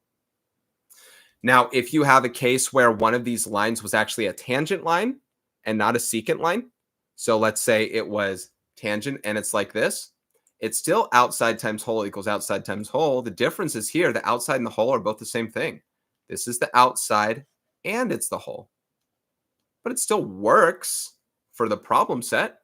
Outside times whole is outside times whole. It'll still work out. So let's do an example of that. Let's do an example of that where we have x and 4 and 12. And I say solve for x. Well, I'm going to say outside times whole right here, x times x squared equals outside times whole. Do I do 4 times 12? No, the whole is 4 plus 12, and 4 plus 12 is 16. So x squared equals 4 times 16. 4 times 16 is 64, and take the square root of both sides, you get plus or minus 8. But we're not going to be referring to the -8. We'll just do the positive 8 only. So x equals 8 would be the only answer that goes there. All right, so that's an example that outside times whole equals outside times whole when it comes to a tangent and secant. Let's do another one, the same kind of setup here. Let's put that x there. And then let's put a, let's see, what'll work as numbers. I don't want to mess this thing up. 64 is only so many numbers that can work out here. All right, this might not look normal, but I think it'll still work as an answer. So 30. Clearly not drawn to scale. Clearly not drawn to scale. I hope it actually works. Otherwise, I totally mess this thing up. Now, we know this right side's outside times whole is 4 times 16. I'm not going to change that. But this one's outside times whole is what? X is the outside. The whole is x plus 30. Outside times whole equals outside times whole. So now when I distribute that, I get that 64. And then x squared plus 30x minus 64 equals 0. If I set that up right, then I can do 32 times 2 or 32 times -2. So plus 30 and minus 2 like that. So x equals -30 or x equals 2. -30 won't work, but 2 shall. So that would end up being the answer for a setup like that. Again, not drawn to scale, but that's just the idea of what can work out there. And that's the segment relationship stuff, right? Outside times whole is outside times whole. So all of these ones here are exactly what I said. They both represent the same thing. Whereas when they're inside, it's this times this equals this times this. A times B equals C times D, that kind of thing. Here it's outside times whole is outside times whole. I know there are things that I am missing within the circle stuff. I'm not calling them out right now. I can't think of particular what they are, but that is the majority of what we're talking about on this. All right, let's dive into circles in the coordinate plane. Now, circles in the coordinate plane are a way different setup of things. That has nothing to do with arcs. And in fact, we're going to jump back to arcs in chapter 11. But it's nothing to do with arcs. It has nothing to do with chords. It has nothing to do with tangents, nothing like that, or at least the basic nature of the problems. Circles in the coordinate plane is just graphs and such. They're circles. The chapter's on circles, and this is its own break. It's epilogue, if you will. Now, circles in the coordinate plane are as follows. There is in a general case, you have a center at HK, and the circle's radius, oh my goodness. Let's do that again. You have a center at HK, and your circle's radius is some sort of R that goes out to some point XY. That's R, and it goes out to some point XY. There's a relationship you can do for all of these guys right together and make it an equation, such that R can also represent the hypotenuse in a right triangle that goes from H to X and from K to Y, like that. And I can use Pythagorean theorem to say that the distance between H and X, X minus H, squared, plus the distance between K and Y, Y minus K squared, A squared plus B squared, equals our Pythagorean theorem, C squared. This is your equation for circles that can be written in this form where HK is your center. Your center is at HK, and your radius is R.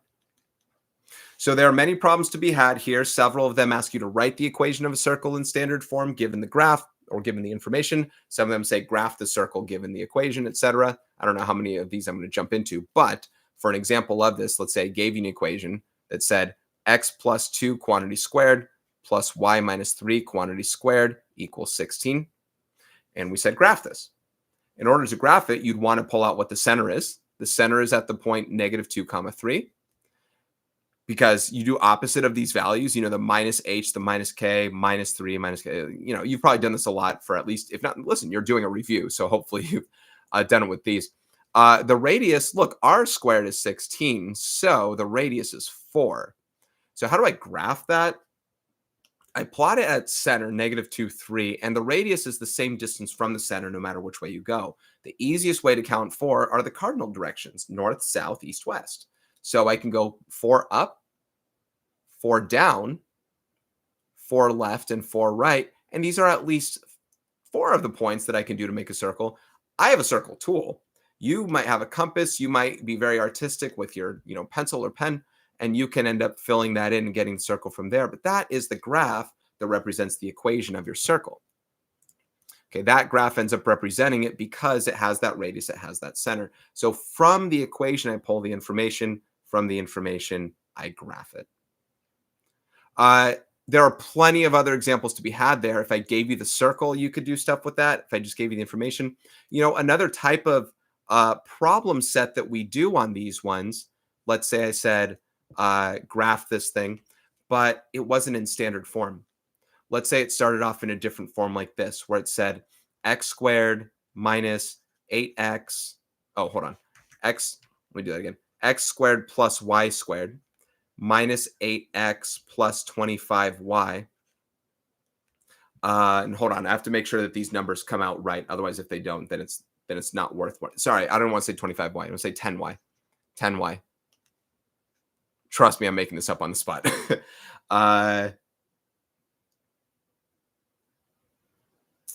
Let's do equals. Okay, this might go off the graph a little bit. I think that plus 5 equals 0. Okay, I think I did that in a way that's going to kind of work. It might go off the graph just a hair, but that's okay. All right, so this is called the general form of an equation. You want to get that standard form. Nothing right now is representing our center or our radius. That's what we need.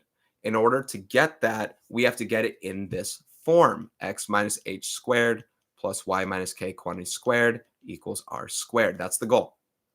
Get it in this form. That means we need to build out something that can factor as a perfect square trinomial downward and something that can factor downward here for x and y. So first thing I'm going to do is I'm going to pair up the x's together. That's what I was going to start writing. X squared minus 8x are going to pair together. Y squared plus 10y, I'm going to pair up together. And that equals, and I'm going to subtract this 5 over, -5 here. Now, it's still not in the form, but it's getting me set up for that form, because what I want to do here is complete the square on my x's, complete the square on my y's, and whatever I add over here, I have to also add over here. Fingers crossed I did it right. So to complete the square, this is something you would have done from first semester. You divide this number by 2, and then you square that value out. You divide this number by 2. You square that value out. And that's the number that gets added to the other side of this thing. So here's 16, and here is 25. Now, x squared minus 8x plus 16 is a perfect square trinomial that factors down to x minus 4 quantity squared. Y squared plus 10y plus 25 is a perfect square trinomial that factors down to y plus 5 quantity squared. -5 plus 16 is 11, and 11 plus 25 is 36. Yes, at least I set it up the way that it would actually work for something.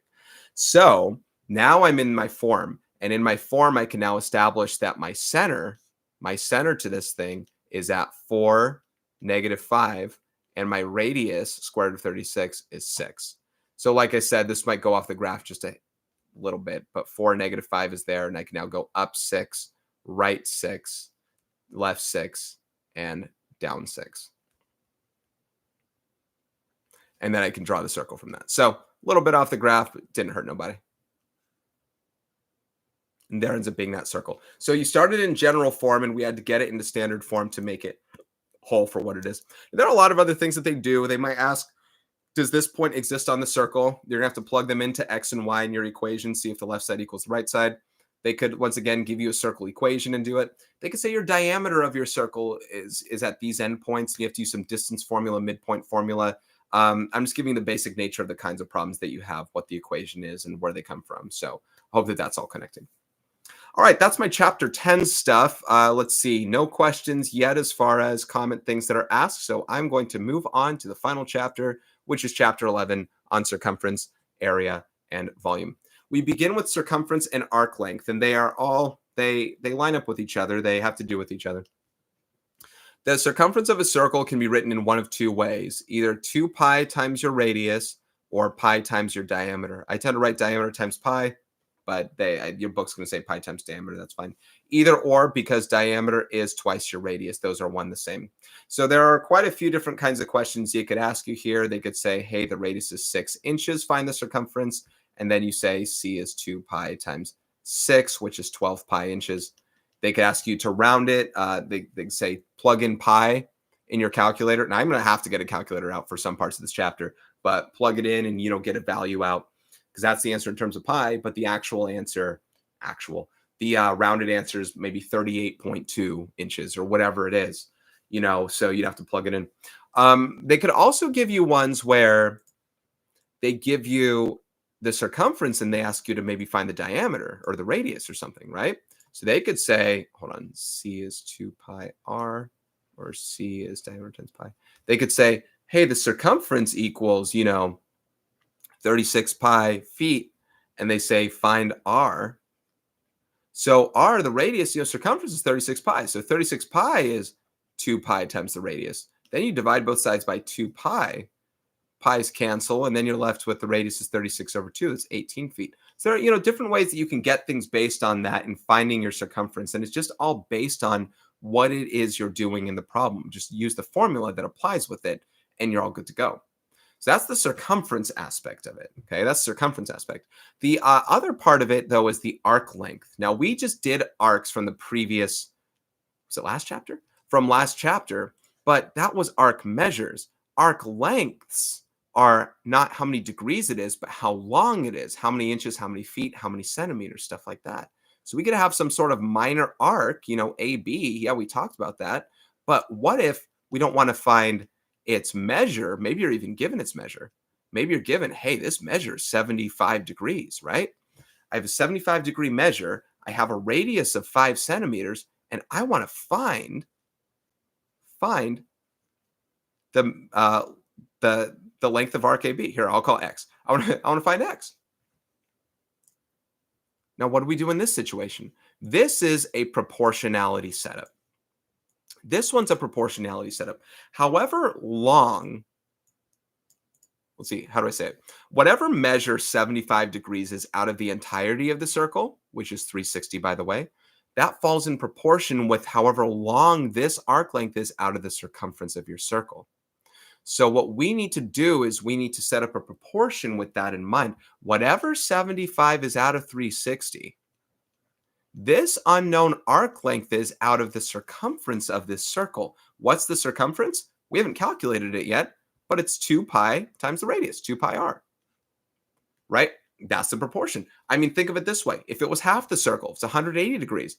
180 degrees is half of 360. So this arc, the semicircle, would be half of the circumference. And it works the same way. 75 over 360, I could reduce the fraction or leave it. I'm probably just going to go ahead and leave it because I don't know how to reduce it right now. So 75 over 360 equals x over 10 pi. And look, there's no reason to round it early. But if I multiply both sides by 10 pi, I'm taking 75 3/60ths of 10 pi. Like I said, I'm kind of without a calculator right now. I can pop one up in a moment. But yeah, 10 over 360 is 1 over 36. Divide 75, 36, 25 over 12. I get 25 pi over 12 as kind of an exact, and that's in feet. It's still a length. So 25 pi over 12 feet. Let me get a calculator out, and one that you can even see in a moment. Give me 1 second here, because they're going to ask you to do some rounding here and there. And if you round to the nearest tenth of a foot or something, oh, this was centimeters, not feet. I beg your pardon. I was looking at the previous problem.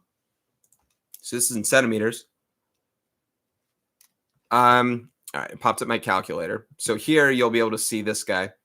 I can do 25 pi divided by 12, and this is my answer around 6.5. Like 6.5 centimeters is the thing I can say for that. And that's an example of rounding to the nearest thing. That's how long the arc length is on that problem. It is a portion. 6.5 is that much out of the entire circumference, same way 75 is out of 360. And that's how the arc length goes. There are other problems where they give you the arc length and they want you to find the circumference or the radius. You just work off this same proportion and you find out all that other stuff, right? They might say, find the measure of the arc.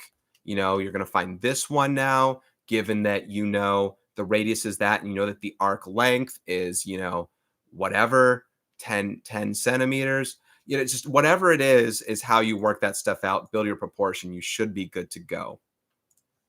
Okay. Now, if you guys have specific questions on things, I'll take them. So I'll just move forward on that note. I'll actually delete some of these. With me live streaming on the computer, some of these things don't delete when I ask it to delete. It's very unresponsive. It's not as unresponsive when I'm recording, but right now it is. It must be a very big computer hog to stream. Okay, next up, we'll do our area of circles and sectors. Now, area of circles, our formula is pi r squared. Pi r squared. There isn't so much a formula with distance involved using literally d. You could, but it would just look more complicated. So for area, pretty simple. If you have a radius of 8 feet, then your area is pi times 8 squared, which is 64 pi square feet, like that. Simple problems like that can happen. Just like the previous questions on circumference and stuff, you can work backwards, though. Maybe I could tell you that the area is something and I ask you to find the radius. Or let's say we find the diameter. Let's do a different problem. Find diameter if area, let's say, is 100 pi square meters. So here we'll say, all right, 100 pi area equals pi r squared. I'll divide both sides by pi. So we get r squared is 100. And then we take the square root of both sides, we get r is 10. So 10 meter radius, but they want diameter. I use that radius to find the diameter. So if the radius is 10 meters, the diameter is twice that, which is going to be 20 meters. So it's stuff like that you can do. We can use it to find circumference. 2 pi r, depends on what they're asking for, but that's an example of finding area with that scenario. So that's the stuff with area, right? Obviously, we could get more in depth, but I'm just going to leave it kind of at that, given what we have. And then you can have different kinds of questions with sectors. Now, sectors are the equivalent to arc lengths. Sectors are just areas, what arc lengths are to circumferences. It's a portion of your circle. It's a fraction of it. It's a piece of the pie. So instead of maybe finding, say, an arc length there with this same exact information, I could find the area of this sector right here, knowing the same 75 degrees as you had before, 75 degrees in the 5 centimeters, and say, find that area, find the slice of the pie. So we would do that same setup. Whatever 75 is out of 360, whatever fraction that is, this area of that sector, I'll call this one X as well. This X is out of the entire area of this, not circumference, but out of the pi r squared. Pi r squared. So it just depends on your setup. That's what this one's going to be here. Pi times 5 squared is 25 pi. So let me write that, 25 pi. And you multiply both sides by 25 pi. So now you get 75 3/60ths times 25 pi, which I don't know. Let me use my calculator for that. 25. Let me write the exact fraction version first. You're getting 125 over 24 pi square centimeters, right? And then, rounded, multiply by pi. In terms of pi, it's 16, really, I guess it's small, 16.4 square centimeters, right? Like that. The entire thing was 25 pi. 25 pi is around 80 square centimeters. So, this is just that fraction out of it. It's just how it works. So that's the concept of the area of circles and sectors. It's just a portion of it. Now, I showed you that one that was in green here.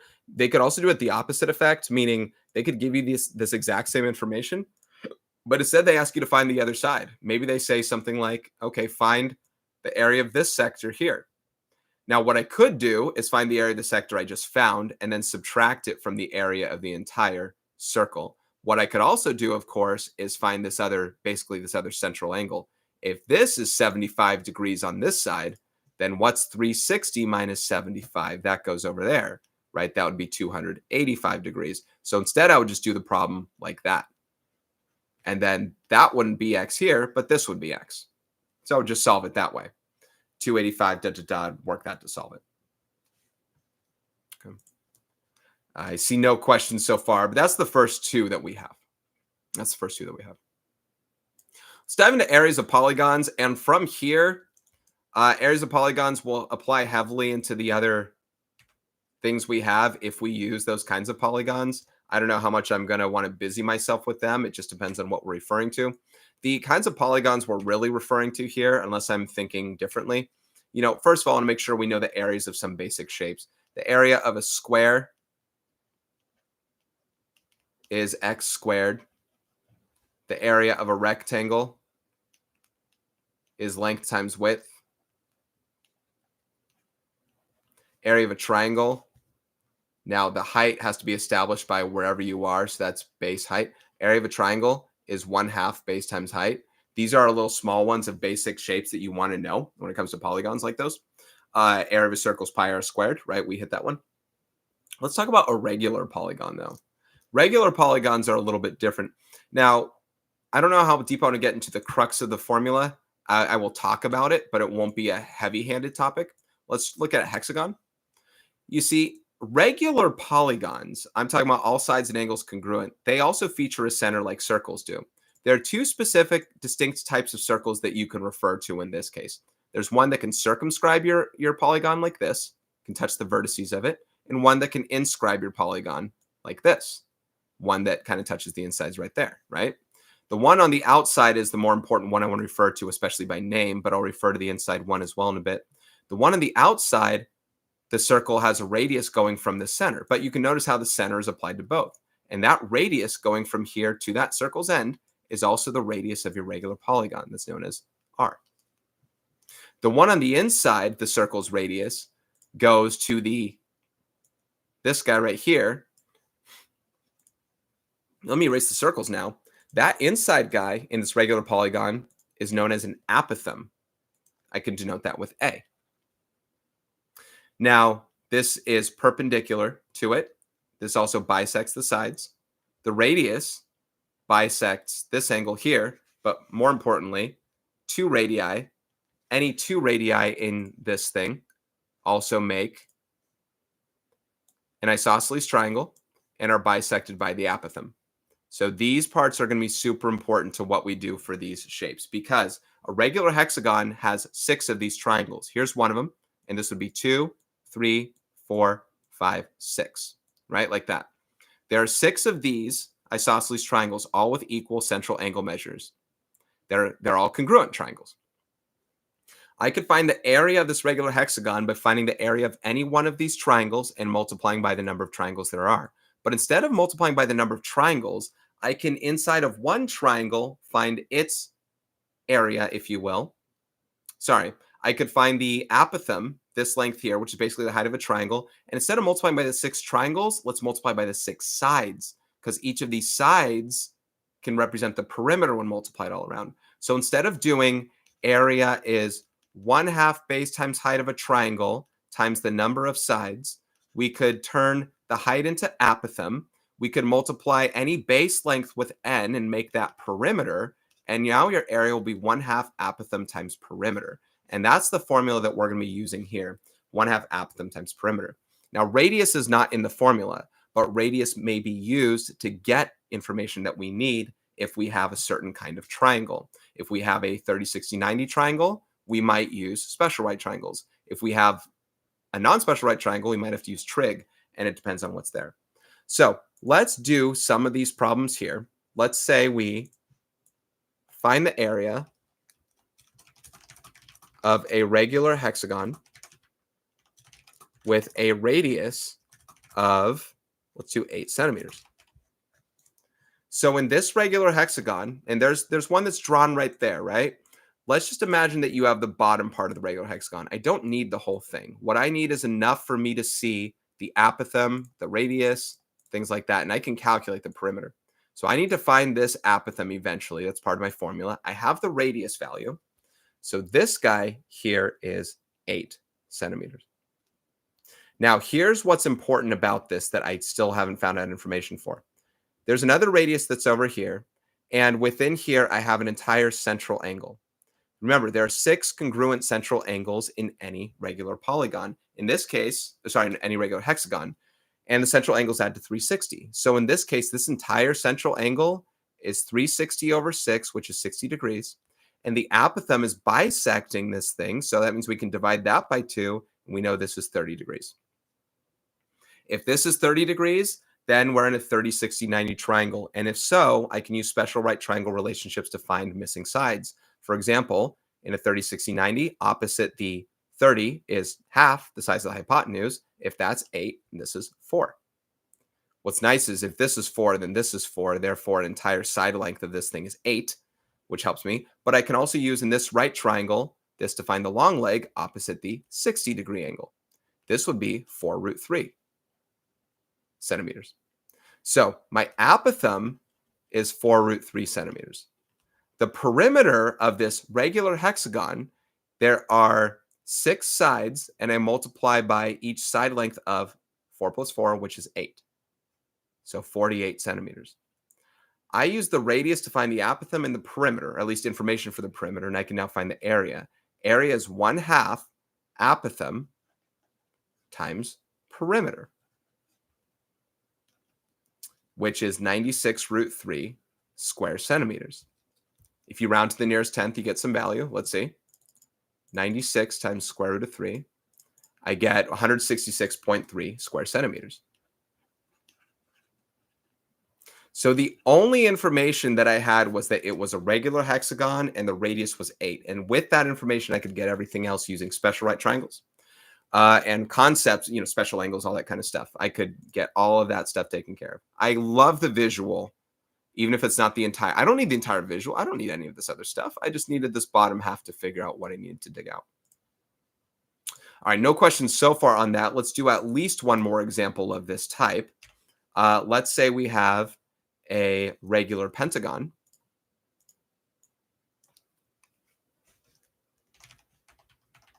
Where an apothem of... All right, find the area of a regular pentagon with an apothem of 12 inches. Now we're talking about a five-sided shape.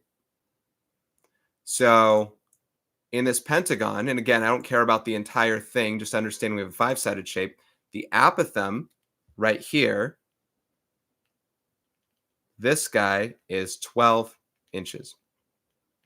Also, when it comes to central angle biz, this entire central angle is 360 over 5, which is 72 degrees. So half of that is 36 degrees, not a special right triangle. So we're going to have to use trig in a scenario like that. So let's break this down a little more. So I don't need the entire thing anymore. Again, all I need is apothem and this angle, and we'll use trig to find what we need. Do I need the radius? No.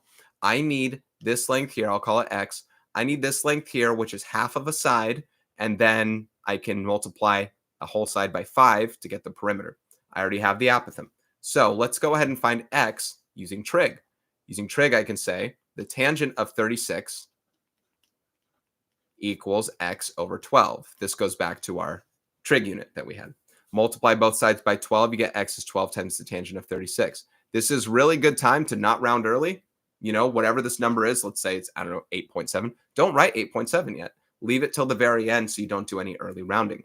In fact, let's just keep moving forward with this. If this is x, half of a length of a side, let's double that length to get the length of a full side, 24 times tangent of 36. And the perimeter will be taking that and multiplying it by 5. 5 times 24 times tangent of 36, which is 120 times tangent of 36. So that's an exact value of the perimeter of this regular pentagon. I have the perimeter. I have the apothem. We can now use 1/2 apothem times perimeter to get the area of this regular pentagon. And we'll do it by saying area equals 1/2 apothem times perimeter. You could get an exact one. That's, I think, 720.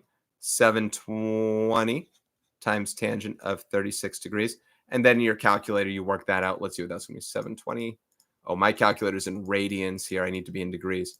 720 times tangent of 36. 523.1. Square inches.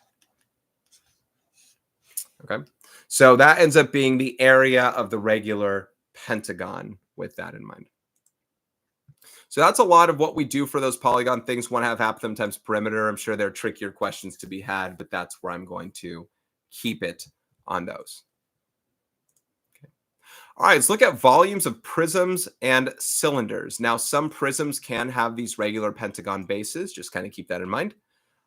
So we might have to use those in the future. I'll probably refrain, but I'll just remind you that, hey, if it shows up, it shows up. You're going to do that. First of all, let's just talk about prisms themselves. You know, this is where we hit some 3D shapes. And what I draw is going to be very sloppy versions of what you'd want to see. If you will Google these things, it'll help you a whole lot more than what I draw. But 3D shapes, not everything's a prism. Not everything's a polyhedron and stuff. Prisms are specifically polyhedrons, means they have no circular aspects to them, like spheres, like cylinders, like cones. But they have congruent parallel bases to them. When you think of a standard old prism, you're probably thinking of a rectangular prism. So something like this, where you have a rectangular base and it comes up here, and then it has a rectangular base top, etc. as well. So rectangular prism like this one, don't confuse it for a cube. A cube would need to have all square faces. I can guarantee that this one does. But this is a rectangular prism. Now, which ones am I considering the bases? It's not always the top and bottom, but you can call it the top and bottom here. This is known as a rectangular prism because the bases are rectangles. Now, everything else is also a rectangle, which is generally going to be the case. There are versions. I can have a rectangular oblique prism where I have a rectangular base, just like you see there, and it can stick out instead. Whoops. It can instead say lean. It can go like this with like some parallelogram faces like that. but it doesn't change the fact that it's still a rectangular prism. Notice how it's oblique, it's taking this and it's slanting like that, right? So it's still a rectangular prism because the bases are still congruent and parallel to each other. It doesn't change it. So prisms are named by their bases. The bases aren't always the top and bottom. The bases are the non-rectangular or parallelogram versions of what you have. For example, here's a triangular prism. What I'm going to draw here as a triangular prism is a triangular base, and I'm also going to on top draw a triangular base. Now, we know it's a triangular prism because the triangles are the unique shapes that appear here. Here's a triangular bottom and a triangular top. But it doesn't need to be on bottom and top to be that. What if I take my object and I don't know, turn it on its side? Like that? It's no longer on top and bottom, but it's still a triangular prism because the two bases, the ones parallel and congruent to each other that are non-rectangular, are still triangles in that case. It doesn't need to be top and bottom for it to be that. Case in point, we were doing pentagons and stuff a second ago, right? I can have a pentagon in front. I can do I don't know how I'm going to make this look good, but I can do a pentagon in front and a pentagon in back. Let me just do my best with my drawing that I have right now. Pentagon in front, and then it can extend its way back, like this. And then I have a pentagonal prism because the shapes of the bases here are pentagons. So this would go out to there and there in the back. And hopefully you understand the see-through aspect of it like that. And there's the pentagonal prism. The pentagon in front and the pentagon in back are your bases. Now I keep stressing bases. This is important because wherever there's a base of your prism, and those are in blue. What counters blue very well? Yellow? You can barely see that. I'll just kind of use green. Whatever your bases are, there's a height. Not of your base, but of your prism. There's a base. Perpendicular distance there is height. There's a base. There's a height. There's a base. There's a height. The height is the distance between your bases. Doesn't matter if your bases are top and bottom, front and back, left or right. There's that. Why does this matter? Volume formula. The volume of a prism is area of base times height. I'm capitalizing the B to refer to area. It's a two-dimensional bit, and that's how you find the volume of a prism. Now, there are different kinds of bases you have. We just talked about them. Rectangles, squares, triangles, regular polygons. We'll get into circles for cylinders. But volume of your prism is area of base times height. So you do need to establish what your base is to find its area. You need to establish its height to find its length. Okay. So let's go ahead and run some examples of that. Whoa, where did I go? Let's try that again. Let's do some examples of that. Shrink yourself inward. I don't need you to be the way that you are. Okay. So for example, and I wish I had some just pulled up right now, but I'm just making them up. Let's do a square prism, and I'm going to draw it in such a way that's like 4 inches, 4 inches. All right. It's a square prism, 7 inches. And we want to find its volume. So I want to establish that this is my base. You don't have to, right? But I'll establish that the square portion is my base. So the area of my base is the square of the side, so 16 square inches like that. The height of this thing is 7 inches. So the volume is going to be area of base times height. That's 16 times 7. And I know you might be inclined to just say length times width times height. I get it. What is that, 112? 112 square inches. Oh, cubic inches. Might say, wasn't it length times width times height? Sure, for any rectangular prism, you can do that, but not everything's going to be a rectangular prism. So if you think a little more generically, I think you'll establish your footing a lot more in what you're doing. That's pretty rough, or that's pretty basic example of what we have there. Let's do one of a triangular prism. And a lot of the ones they do are right triangles. I think they kind of make it easier for you to work off of, saying like, all right, we got some right triangles here. So here's a right triangle, and that's 3 inches. And this is, 4 inches here. And then we have, everything's going to be in inches these days. But it's a triangular prism, you can tell, because that's the triangle bit.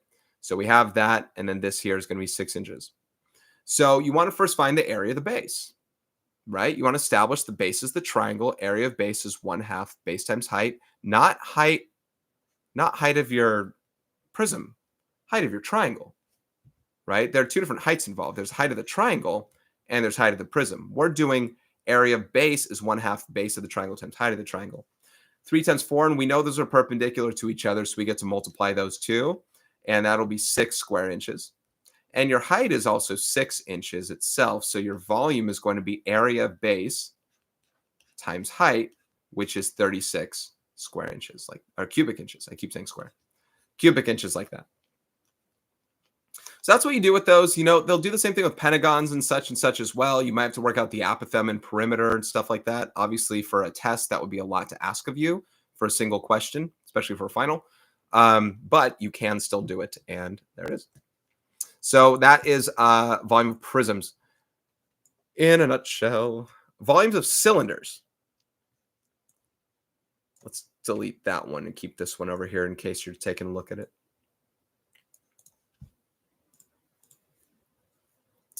Volumes of cylinders. Cylinders are just like prisms. They are not prisms by name because they're not polyhedrons. They are prisms with circular bases. They are circular prisms. That's my nickname for them. Cylinders are circular prisms. Why do I say that? Because everything applies to cylinders the same way that they apply to prisms. Circular bases means you find the area of the bases and multiply by height. Volume is still area of base times height, but very specifically for all cylinders, because area of each base is pi r squared, you could say pi r squared times height and go from there. You can choose to, choose not to. It's kind of up to you. I'll refrain, but I'm letting you know that you can do that. Now, for these ones here, you can do examples like, I'm probably just going to do one of them. Let's do this, though. I'm going to lay the cylinder down to just keep reminding you of how you need to look at it here. I got a circular front. I got it sticking out this way. It's like a log. It's a log. There we go. And here we're going to have 20 miles. 20-mile diameter log. But hey, that's the other part of this. We have the diameter. We have the diameter, and they're asking you to find the volume of it, right? So radius is the first thing I want to find. That's half the diameter, 20 over 2, which is 10 miles. Because I want to find the area of the base. The area of the base is pi times the radius squared, not the diameter. So that's 100 pi square miles. Oh, I don't have the height yet. Let me give that to you. Let's call it 15 miles. The height is 15 miles. Volume is still area of base times height. That doesn't change. So volume, area of base, times height is 1500 pi cubic miles.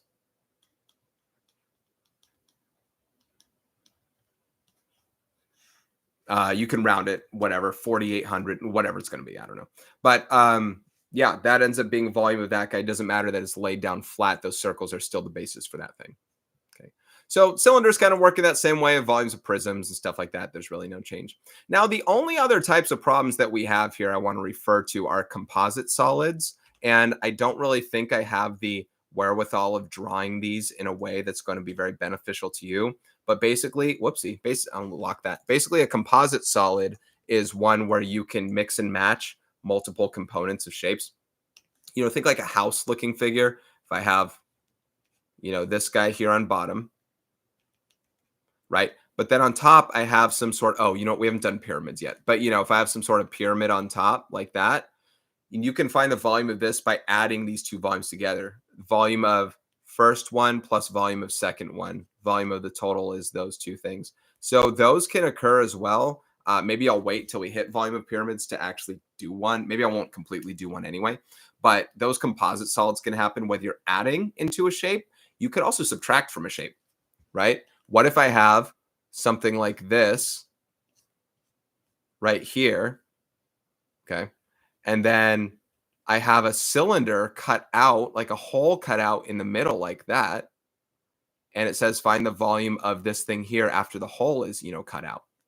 So the idea is you have to find the volume of this guy, this prism, and then you subtract the volume of the cylinder, right? You subtract the volume of the cylinder because there's that opening inside of it. You take that out and then you get the volume of the hole. So composite solids can work in both directions like that. So if this was, I call this volume 1 and volume 2, then the volume of the total is V1 minus V2 in that case. Now, if you ever watch me do work on these ones, if you go to my video stuff, this is what section would this be? 11, 4, 5, I don't know. I think it's 11.4 or something like that. Whatever sections these are that they have them, you'll really see me lay out my work in a way. I'll really call this, if this is volume 1, then I call it area of base 1, and here's height 1, and volume 2 is area of base 2 and height 2 and whatever. By the way, these would have the same height, right? Whatever this height is, this height would also be the same. So, I really organize my work that way because otherwise you'll lose your stuff in it. And if you try and get too deep in these formula things, like, no, the volume is total is length times width times height minus pi r squared times height. You're getting too deep into it, man. Go one bit at a time, chunk it out, and you're good to go. Good to go. All right, that's volume of prisms and cylinders. No questions asked so far on that. Let's go to volumes of pyramids. Now, a pyramid, see, some people will confuse a triangular prism for a pyramid, especially one that I draw that's face downward like this. This is not a pyramid. This is a triangular prism. What's the difference between this and this? Because this is a triangular prism, and this, for example, may be a square pyramid or whatever it is. The difference is this one has two triangle bases. They are parallel to each other and congruent in that way. This only has one base on the bottom, the square one, and its triangular lateral faces all meet up to a single apex. So that's a square pyramid. So there's a difference between the two. That's a prism. That's a pyramid. Now, first of all, the name of the pyramid, yes, is based off of its one base that you have. You have a square pyramid. You have a hexagonal pyramid. Let's see. Let's do a hexagonal pyramid like this.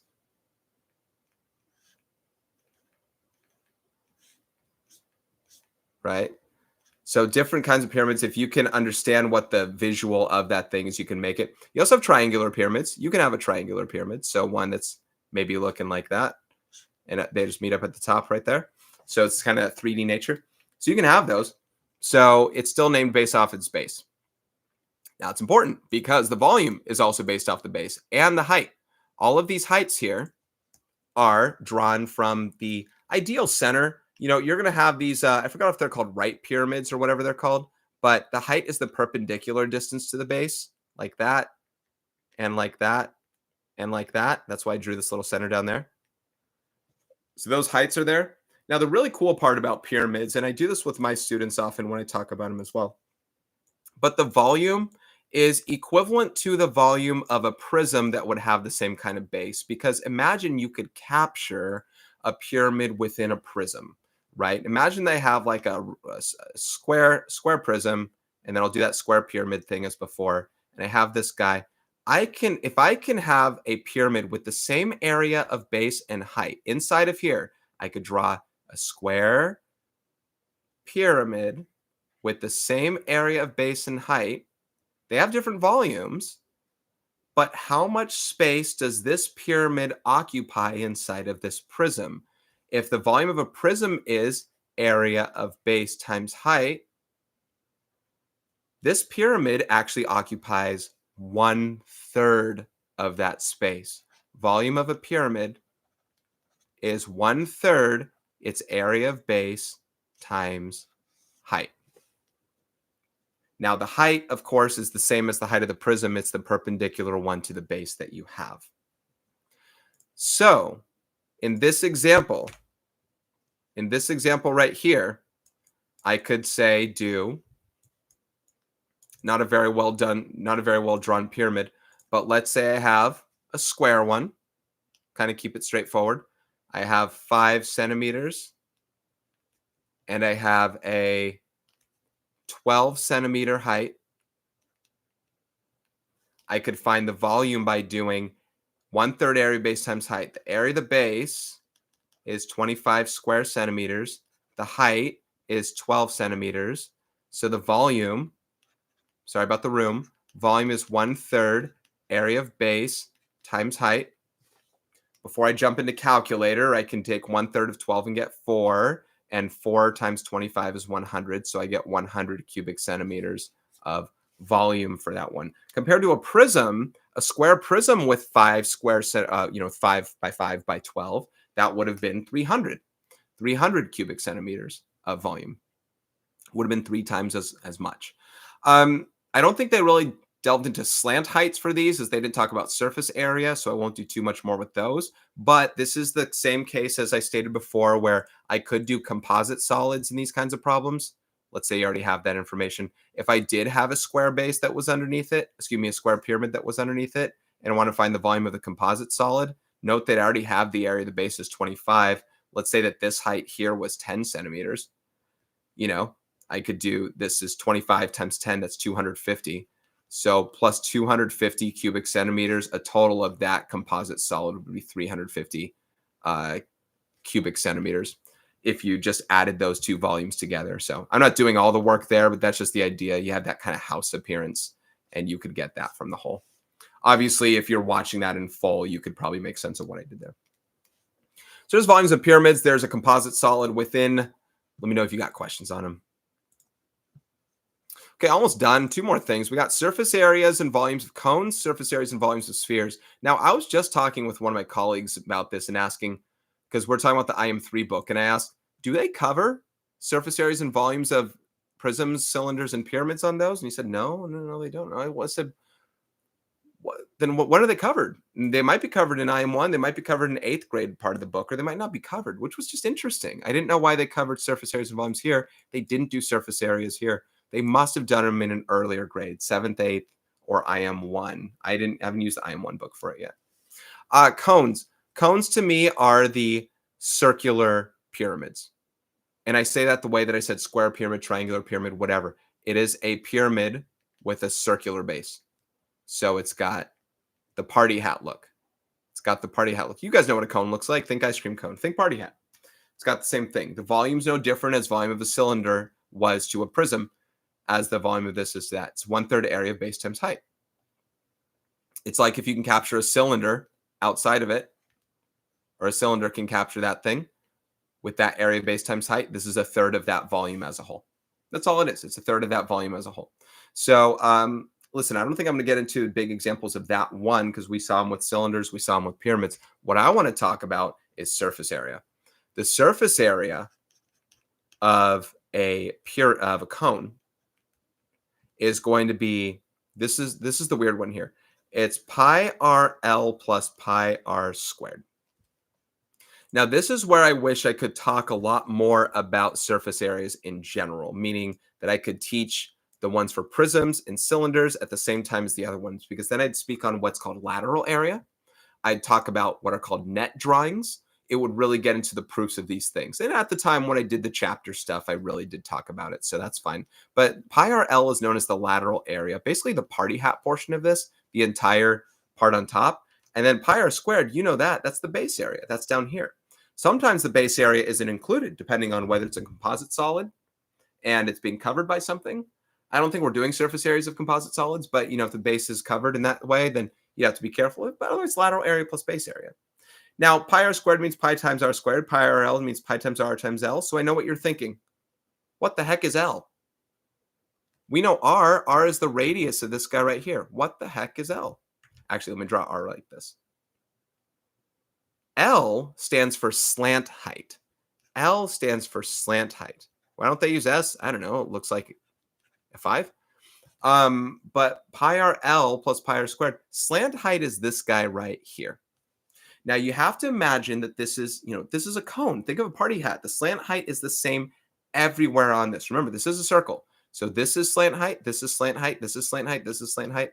all slant height parts are congruent. It might be worth it for you to use slant height right here because there may be questions where they give you the radius, they give you the height, and you need to find slant height. You might have to use Pythagorean theorem. There might be a question where you have to find both the volume and the surface area of the same thing. So let's do an example like that. I said I wouldn't do volume, but let's do one where we do volume of this thing based on the nature that you also have to find surface area of it afterward. So let's do this. I'm even going to invert the cone. Let's make it totally different. I have an inverted cone, basically total ice cream cone look, but the ice cream cone top is covered. It's like a frozen lemonade. It's covered at the top, boom, like that. And I got a diameter here of 18 millimeters. And here I have a height of, let me think about this, 12 millimeters. I know it's not drawn to scale. Let's find volume and surface area. Now, the volume in this case, we have to do area of base, 1/3 area of base times height. So volume 1/3 area of base times height, the area of the base is going to be pi r squared. Now, the radius is half of 18 because that's the diameter. So that's 9 millimeters. So we got to do pi times 9 squared, which is 81 pi square millimeters. Leave in terms of pi as long as you're able to. We have area base. The height of this object is 12 millimeters. So the volume will be 1/3 area of base times height. That's volume. 1/3 of 12 is 4. 4 times 81 is 324. We get 324 pi cubic millimeters. I'm not going to round for the sake of room. But there's volume. Surface area. To find surface area, we need to know slant height. We already have the area of the base, by the way. The whole pi RL plus pi r squared, I have pi r squared. It's right there. So I can use that. I need to find pi RL. To find pi RL, I need to find L. Slant height.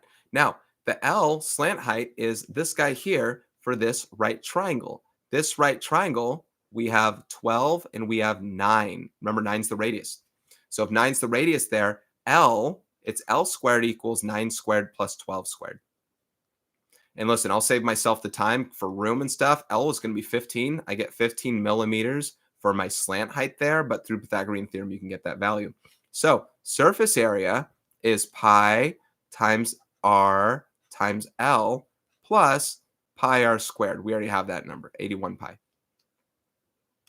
9 times 15 is something, 135.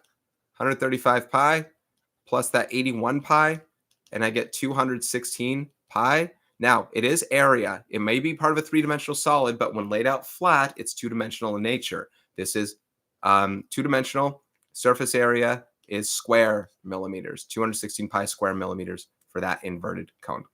Assuming all my numbers went right, I believe they did, but that would be what that one is there.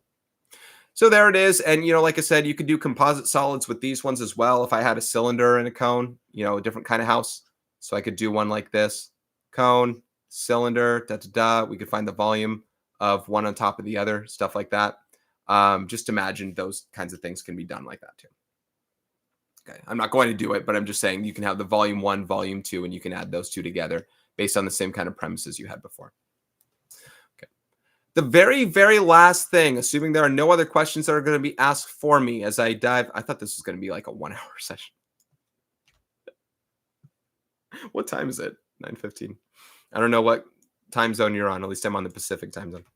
The very last thing I want to cover is surface areas and volumes of spheres. And here's the thing. This didn't have to be a live stream if there weren't any questions. There were some questions asked earlier on, but they weren't of the huge type. I need to figure out if my channel bodes for people to jump in and ask questions. It would have to be something I'd probably have to do on the regular. This isn't something I'd regularly do. But at this point, this is just a review covering everything, unless people ask me questions. So not as interactive as I would have hoped. Anyway, from here, see, things aren't deleting. Everything is chugging. And I apologize. My thing's crashing. Am I still working? Hold on. I'm still active. Let me just do this for now. My stuff is crashing. My whole page just crashed. My whole thing just closed out. When I try and go back, it's gone. So now it gives me this report and I have to send a report. So yes, clearly things are doing things. Give me 1 second. Let me bring it all back. Oh, you know what? I didn't save it. That's okay. I know what the last thing is, but I didn't save it. Let me try and get this restored for a second. The last thing is going to be surface areas and volumes of spheres. Now, spheres, think of a baseball, beach ball, basketball, soccer ball, volleyball, whatever it is. Spheres are that circular 3D circle, right? Not like a cylinder, though. It's not a polyhedron. Oh, can I recover the files? Let's see what it can do. Give me a second. These formulas are going to be a little bit different. Surface area one's probably easier to talk about than the other one, than the volume. Okay, here's what it saves. Check this out. This is the last state that it saved in. Interesting, huh? It didn't save anything since then. So, you know what? You have it in the archives and all that. That's okay. I'm down to here anyway. So, yeah, live stream. My computer, I'd say, is pretty robust. And the fact it's not handling a live stream well is pretty interesting.